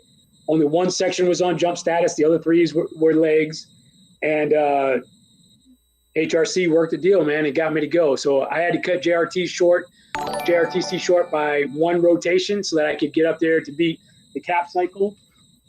Got up there, and then I think Joe Stout either went before me. I think he might have been up there a month or two before me. I think he was. He was already there as the platoon sergeant. So I knew what I was going to be working with. So I knew when I got there, he was going to put me on, as the first section sergeant.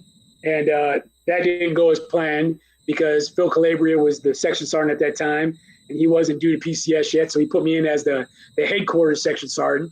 So I was butthurt again, man, because I wanted to jump. I was, a senior Jumpmaster, and I wanted to do my thing, man. And he wouldn't put me on status, man. So I hated Joe for a little while, man. Secretly hated him for a little while. But, he knew the bigger picture at the time. When it was my time, it was my time. And it was perfect timing, man. When Phil Calabria stepped down to PCS, dude, I was given a gold mine, man, for a section. You want to talk about some legends and some people that you probably should interview: Marlon Beach, Joe Purcelli, Jerry Francis, Tom Gore, who was an infantry guy that came to 88. I've had it good my entire career of having just the right people around me, man. And I will tell you, again, it didn't take us long to be running all of Fort Wainwright, man. Everybody knew the Arctic Stinger platoon. We branded ourselves. We had our own freaking shirts. It was like if you were anybody, if anybody knew anybody, you were the Arctic Stinger platoon. Whether you were a jumper or you were a leg guy, the platoon had a reputation, man. Some good, some bad, but we mostly good. And the cool thing about it was, I was a Jumpmaster at the time. The Army had changed its rules for being a DZSO. So we did a lot of our own jumps. So it was us and the MP platoon were on jump status. And then HHC Brigade, the brigade commander and his team were the only ones that were on jump status on all of Fort Wainwright. So there wasn't a lot of us. The battalion down at Fort Richardson was full status, but we were just little sections of jump status. So we kind of got the cool jumps, the CH-47 jumps and, the -1 jumps and the cool stuff. And, we got to do our own stuff. It was platoon jumps sometimes, so it was cool. But the Army at the time had changed its rules for running the DZ. So not only did you have to be Jumpmaster qualified, but you also had to be Pathfinder qualified to jump Army aircraft or to call in Army aircraft. So, of course, none of us were Pathfinders. We weren't going to be able to go to Pathfinder school because we weren't an MOS that was eligible to go. But the funniest thing was the brigade's commander said, if you can find a way to get to Pathfinder school, we will pay for you guys to go. The Jumpmaster team, right? So that was me, Marlon Beach, Joe Stout, I think Jerry Francis. I can't remember. It might have been one or two other of us. And I was like, well, let me do some research. So I started doing some research. I tried to find out who the battalion commander was of the schoolhouse down at Benning. And lo and behold, the battalion commander of the school, or the brigade commander of the schoolhouse at that time, was the battalion commander of who my platoon went to Panama with when I was at Fort Drum. And our platoon, our Vulcan platoon and half Stinger platoon, smoked his scout platoon on the land navigation course at Fort Sherman in Panama. So, if you've ever been there, that's probably one of the most treacherous obstacle/navigation courses out there. And people are timed on how fast they do it. Our 88 platoon beat that infantry battalion's scout platoon on that course. So he said, hey, if I could ever help you out, he's like, you will all, we were like we were like legends in his battalion at drum from a different battalion. And lo and behold, he was the brigade commander. And I wrote him an email and I said, sir, I don't know if you remember me, but blah, blah, blah. I'm Staff Sergeant Hockenberry. I was your guy that, took on your scout platoon at Panama. I was like, if there's any way that you can pull some strings, I'm up here in Alaska. The Army's changed its rules. I need to get to Pathfinder school. And he's like, send me the request and I'll get it waived. And I'll tell you, within a week, he had signed it. The Fort Benning CG had signed it, and it had came back. And me, Stout, Marlin, I think one of the MPs, and somebody else were all able to go to Pathfinder school, man. So again, just great opportunities, doing good things in the Army, and it all paid off at a later time, man. So that's really how I got to become a Pathfinder. And then up there in Alaska, man, when you're a Pathfinder, you can make your own drop zones. You can call it. You don't have to have a drop zone that's surveyed by the Air Force. If you're a Pathfinder, you go out there and survey your own.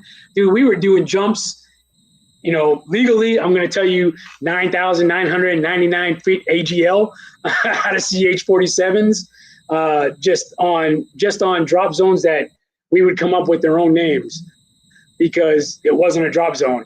And then we would do drops on LZs that were big enough to land a C-130 on, but nothing else, and nothing else on sides.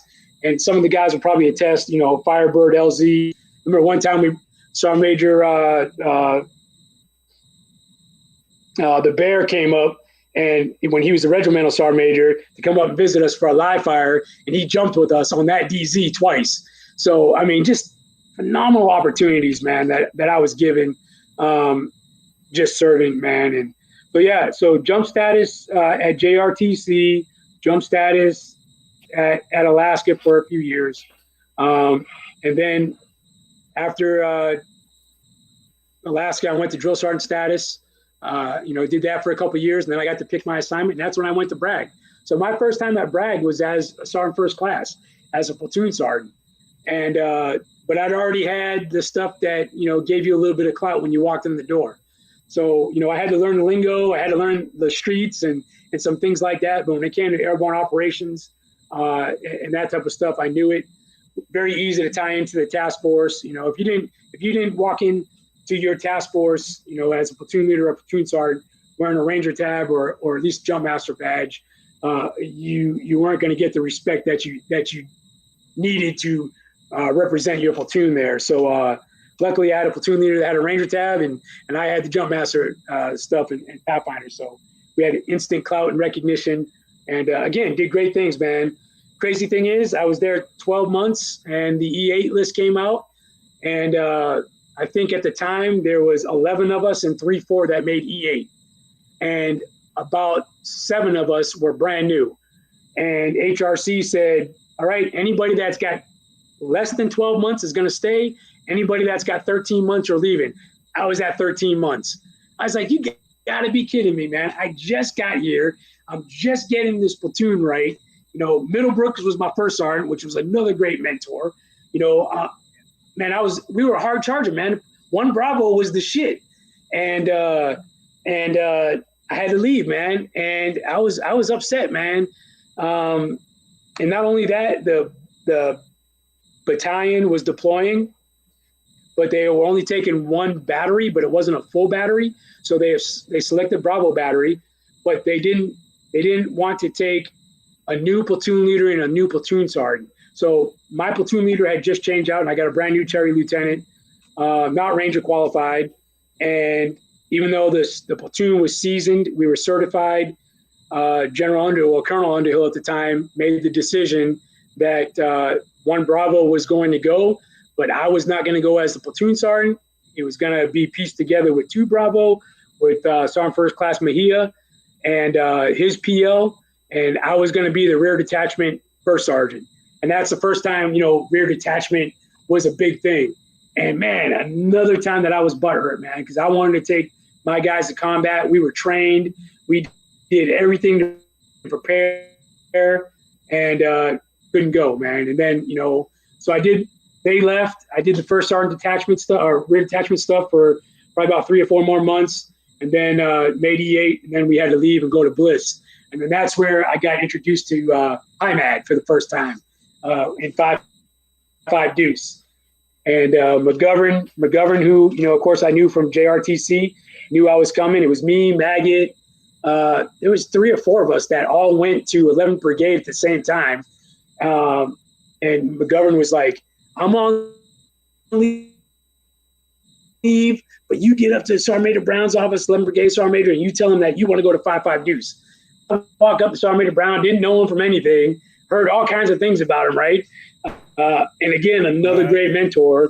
But, I'm in his office, and he's like, well, your first sergeant doesn't determine, or your battalion sergeant major doesn't determine where I put my first sergeants, right? So I'm like, okay, well, this isn't going well. I come back, I tell Sergeant Major McGovern, hey, I don't know where I'm going. He didn't tell me. He's like, don't worry about it, I got it. So I guess somehow, some way, shape, or form, he worked it out, and I went to 5.5 Deuce, and of all places, I got HHB as my first battery. And man, again, another great assignment, man, with some great leaders. Sergeant Major Matty was the S3 Sergeant Major. I had McGovern as the battalion Sergeant Major. I had Fischetti as the battalion commander. All the first sergeants were either jump masters or former drill sergeants. We had all drank the same bathwater in some way, shape, or form. And I remember Colonel Fischetti bringing all of us in that. He came from Bragg, and he's like, look, 652 5.5 Deuce had some issues coming back out of the war. And that's when I got there. They had just come back. So they were dealing with a bunch of congressional, probes and all kinds of stuff. And I remember Colonel Fischetti telling us, he's like, look, he goes, I need your guys' leadership here in this battalion. He's like, you do whatever it takes to fix it. Just don't put me in jail. That was his exact words to us. And I'm telling you, man, he allowed us to really change the environment of that battalion for the better. Because like I said, they had gone through some pretty rough times and, brought in a lot of shore rat experience that really changed the culture, in my opinion, of HIMAD in general, man. During that time, that the 2004, 2002, 2004-ish time, I remember going to the field with my battery commander, and he said, hey, first sergeant, let's go out there, and I want to do a recon before we take the battalion out. So he takes me out, and we're out somewhere out in the desert, man, out at Fort Bliss, and he shows me on a map, and I'm looking at it, and I'm like, okay, well, there must be a lot of cover and concealment or something here. We pull up, man, and it's like a freaking highway. It's a flat space. There's all these roads that are intersecting, major roads on like hard improved roads, not dirt roads, but hard improved roads.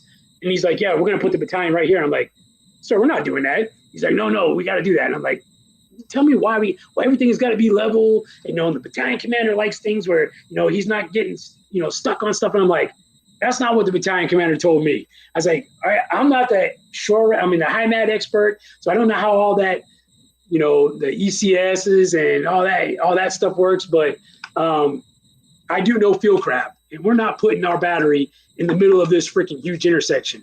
So he's like, all right, well, all right, and he was all nervous about it. But yeah, I went out with every RSOP as the first sergeant. I was part of the RSOP team. And we made sure that we put every time we went out, we put the battery into a tactical location. Behind berms, off major roads, the RSOP would go out and they would put chem lights and put these big engineer tape arrows on these bushes to show the convoy which way to go. And I would go behind the RSOP and I would take all that shit down. I'm like, no, you're going to learn how to read a map. You're going to learn how to use a plugger. You're going to learn how to get to your location without being told how to get there. Because that was part of the problems that, 88 had with maneuver force at that time that they learned from the invasion. So, yeah, I was like, no, we're going to learn from our mistakes. And that's kind of what we did, man. And it was crazy, man. We had some good times in the field, completely changed how we did things. Just good times. It was good. I learned a lot being a first sergeant there. I learned about a lot about being HIMAD there. And I learned there's really no difference. It's just how you do certain things. I mean, a mission's a mission. Our soldier's a soldier. A leader's a leader. You know, you might have different equipment, but it doesn't mean you can't do things differently. And that's what we did. We brought a different aspect to the way things had been done in the past. And I think it really raised the morale of the battalion. We went through some growing pains. There was a lot of time where, you know, Convoy 2 got lost because they didn't see those big engineer tape arrows or chem lights where they thought they were going to be. And, you know, the battalion commander was pissed because he didn't have the whole battery in one location when we were supposed to be there. But that went away. That went along with learning new things, how to do new things. So just good times, man. Some great times. Yeah, right. Training is very, very important. Tell me about some of your peers that you grew up with. Who were some of those names that, you know, you talked about Foley earlier? Who are those folks that were running alongside of you? Man, I tell you, well, you're one. I mean, heck, we were young E5s together, right? And then I always aspired to be you. You were the guy that was out on the barge. You know, you had the first combat experience of anybody that I knew at that time. You know, out there, you had 82nd. You had all the stuff to talk about. So yeah, you know, I learned from guys like you.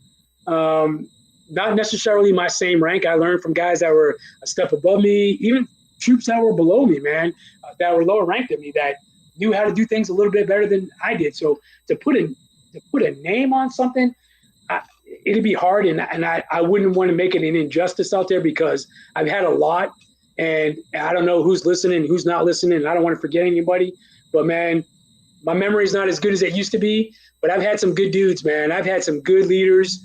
I mean, I'll tell you, Jim Leary was one that I told you as a platoon leader. Sergeant Major Carr when he was a young E5. Sergeant Lewifi we talked about, Tom Kinney, you, Maddox, when I was in Korea.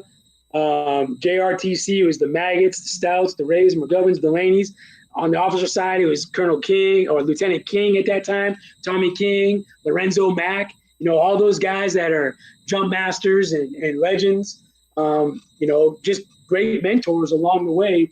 And then, you know, as I became a little bit more experienced and a staff sergeant, it was the Purcellis, the Robinsons, the guys that really taught me about how airborne operations work.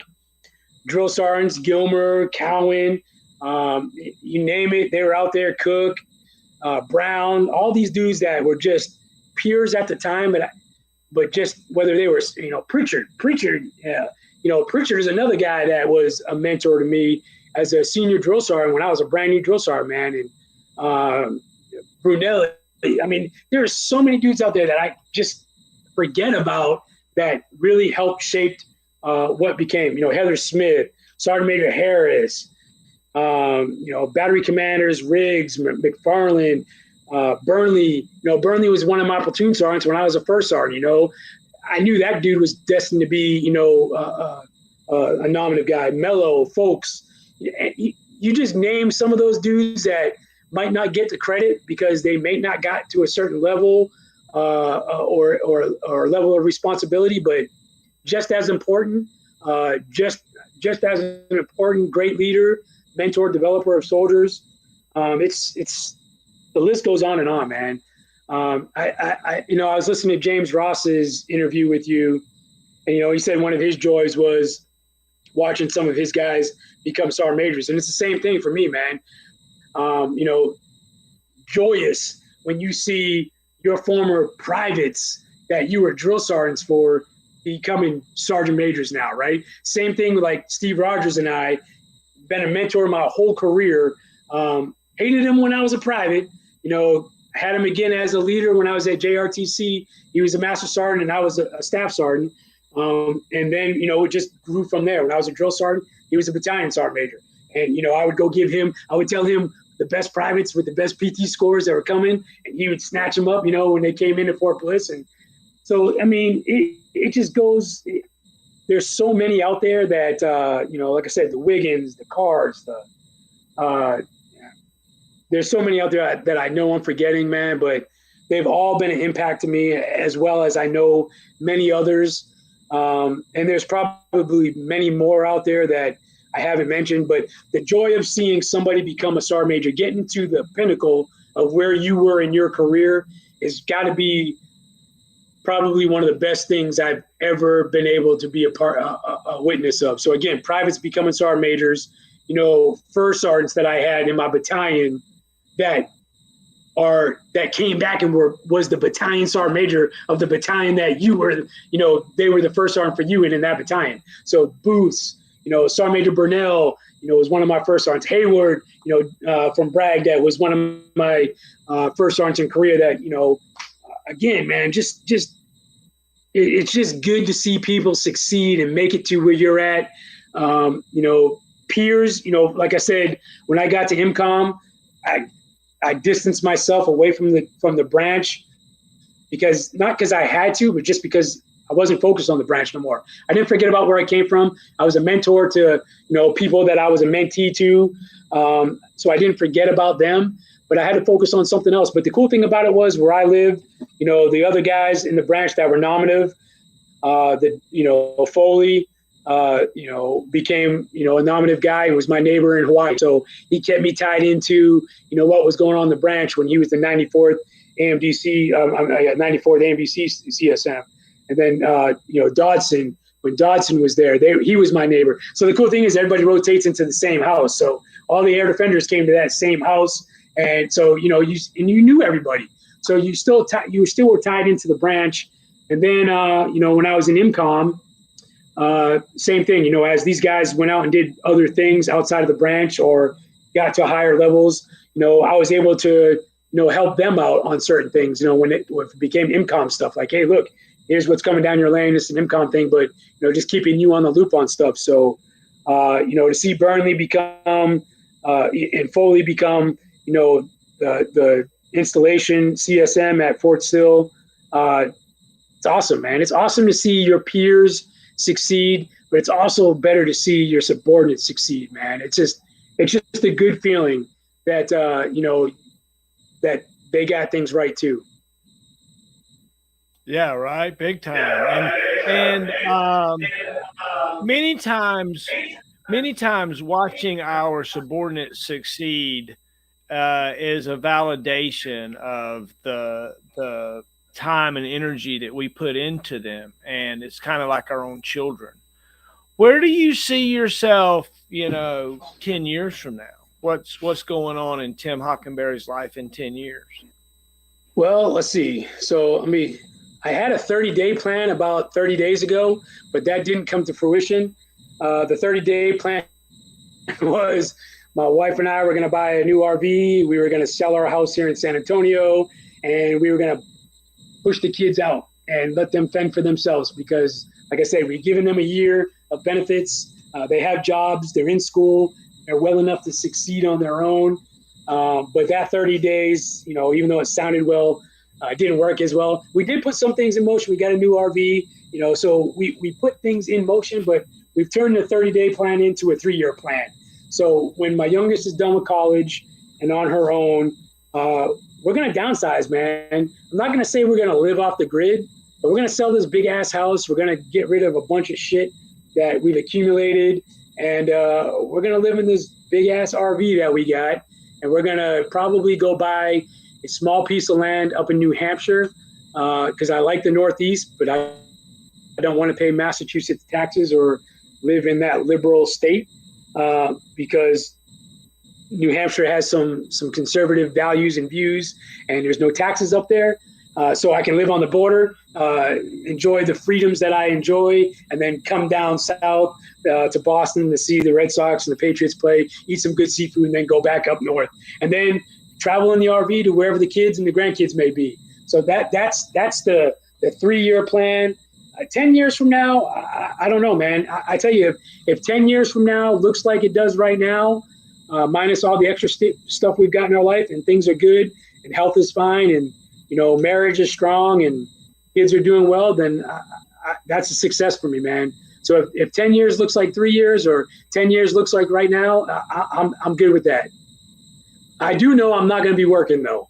I'm working a good job right now for the Army that was kind of handpicked for me, and I'm going to do that for a couple more years, but I think I'm going to tap out probably in about 3 to 5 years, man. I'm done with that. And I'm just going to live off what we put away and live off retirement and live a little bit more frugal and just enjoy those golden years, man.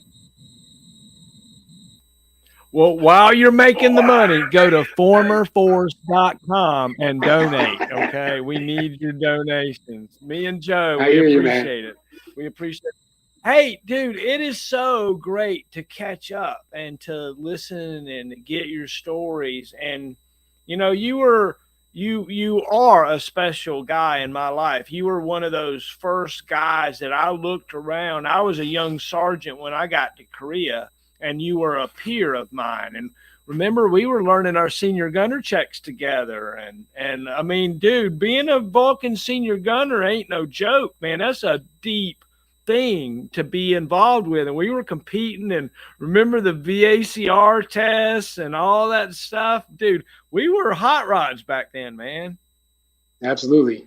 That's what makes us better, man. Competition breeds excellence, man. That's I know I'm not the one that coined that phrase, but I'm a firm believer of it. And when you got peers that are in it together and not out for themselves, and you can compete against each other and the best person wins, then, you know, there's nothing better than that, man. I mean, you're there to help each other out. You're there to succeed. You're there to make the mission go. And if you're training soldiers along the way and you get the accolades of being the best or the second best, or you're competing to be the best, you know, that's all good stuff. You know, as long as it's under those terms, man. If everybody's in it for the same reason and the competitiveness is friendly, then, you know, that's what makes the Army fun. And I think, for the most part, that's what I've been around, man. I have not been around too many people or too many units where they didn't have the unit mission or their soldiers, you know, hearts and minds in their own minds in the way that they developed training or, you know, recognized or, you know, took care of them or whatever. I mean, there's been a few bad leaders out there, of course, but, you know, they get weeded out over time. And they'll get what comes to them over time. But for the most part, man, I've really been blessed, man. I there's no other way to say, because it's definitely not me. You know, a high school dropout that joined the Army and left with a master's degree that has kids that have graduated high school and in college. I mean, it's all good, man. It's all good. I love it, man. So let's begin to think about closing this out. You know, one of the things that I would love is if you were to kind of call your old fictional unit to attention and maybe sign out. You know, I think that would be an interesting thing to have on video. And, you know, soldiers love to hear their leaders' voices, right? We love to hear that. And, you know, maybe you could pretend one time. You can just stay seated there, and then any final words you have, and we can close it out. You know. Yeah, absolutely. Well, I tell you, man. First of all, I got to give you credit, man. I think this is a great, you know, podcast or what you're calling it for the legacy of some of us that have already been there. That I know a lot of younger troops and leaders are watching to kind of hear our experiences, and you know. The era may be different, the time might be different, the equipment might be different, but the experiences are probably the same. You know, names are different and things like that. But for you to kind of like get us to let our hair down a little bit, because some of them might not have heard those stories before, just to kind of like, you know, these guys are human. These guys did go through some of the crap that we've been through, or the challenges that we've been through, or even facing the adversity that we're facing now as leaders. It's a good thing, man, because you're reaching a huge population. You're bringing in some guys that are not just air defenders that people can learn from. So kudos to you, man, and your guy there. Just phenomenal job. Keep it up. You know, I watch him every time I can. I go back and see the archive and kind of watch again and kind of see what guys talked about. You know, Matt Sarver, I got to give it to Matt Sarver because I watched his, and man, he recognized me a lot. I didn't realize I was that much of a mentor to him and a few other dudes. So again, man, it's incredible to hear some of the guys that, got you to where you were at, but you just didn't realize how important you were to them either. And so it goes both ways. So again, keep doing what you're doing, man. This is great stuff. I hope more people get to see it. I hope you get to interview more people. I hope you get to interview not just some of us that made it to higher levels, but some of the guys that I mentioned that have experiences and tremendous stories of division and just the branch itself that can go a long ways, because there's a lot of them out there, man. They all don't wear 80-second patches. And I think you know that based on some of the guys and girls that you've already interviewed. But yeah, man, this is great. I appreciate it. I know you asked me a few months ago to get in here, but I had to work something for the SMA and just couldn't do it. So, he trumped us on the date time group that you asked us for. And this one happened to work out. So I'm glad I got to participate. I know it was long-winded, but it was good to rehash some of these things and just, refresh some memories and just talk about some old stuff, man. So again, I appreciate it. Good stuff.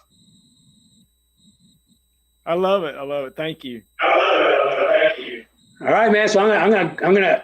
I think my best time and my first time was at the battery level, even though I've been at the other levels. But the battery, I think, was my funnest when I was a first sergeant. That's where I really learned how to be a really good leader, and really probably where I had the most fun was at the first sergeant level. So battery, take good. Tim Hockenberry signing out. Oh my gosh, classic. I love it, man. Thank you so much. Thank you so much. We're going to end it with a little bit of hellfire right here.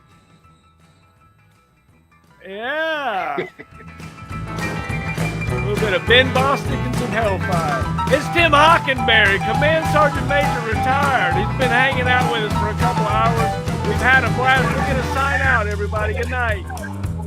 Hang around with me, Tim.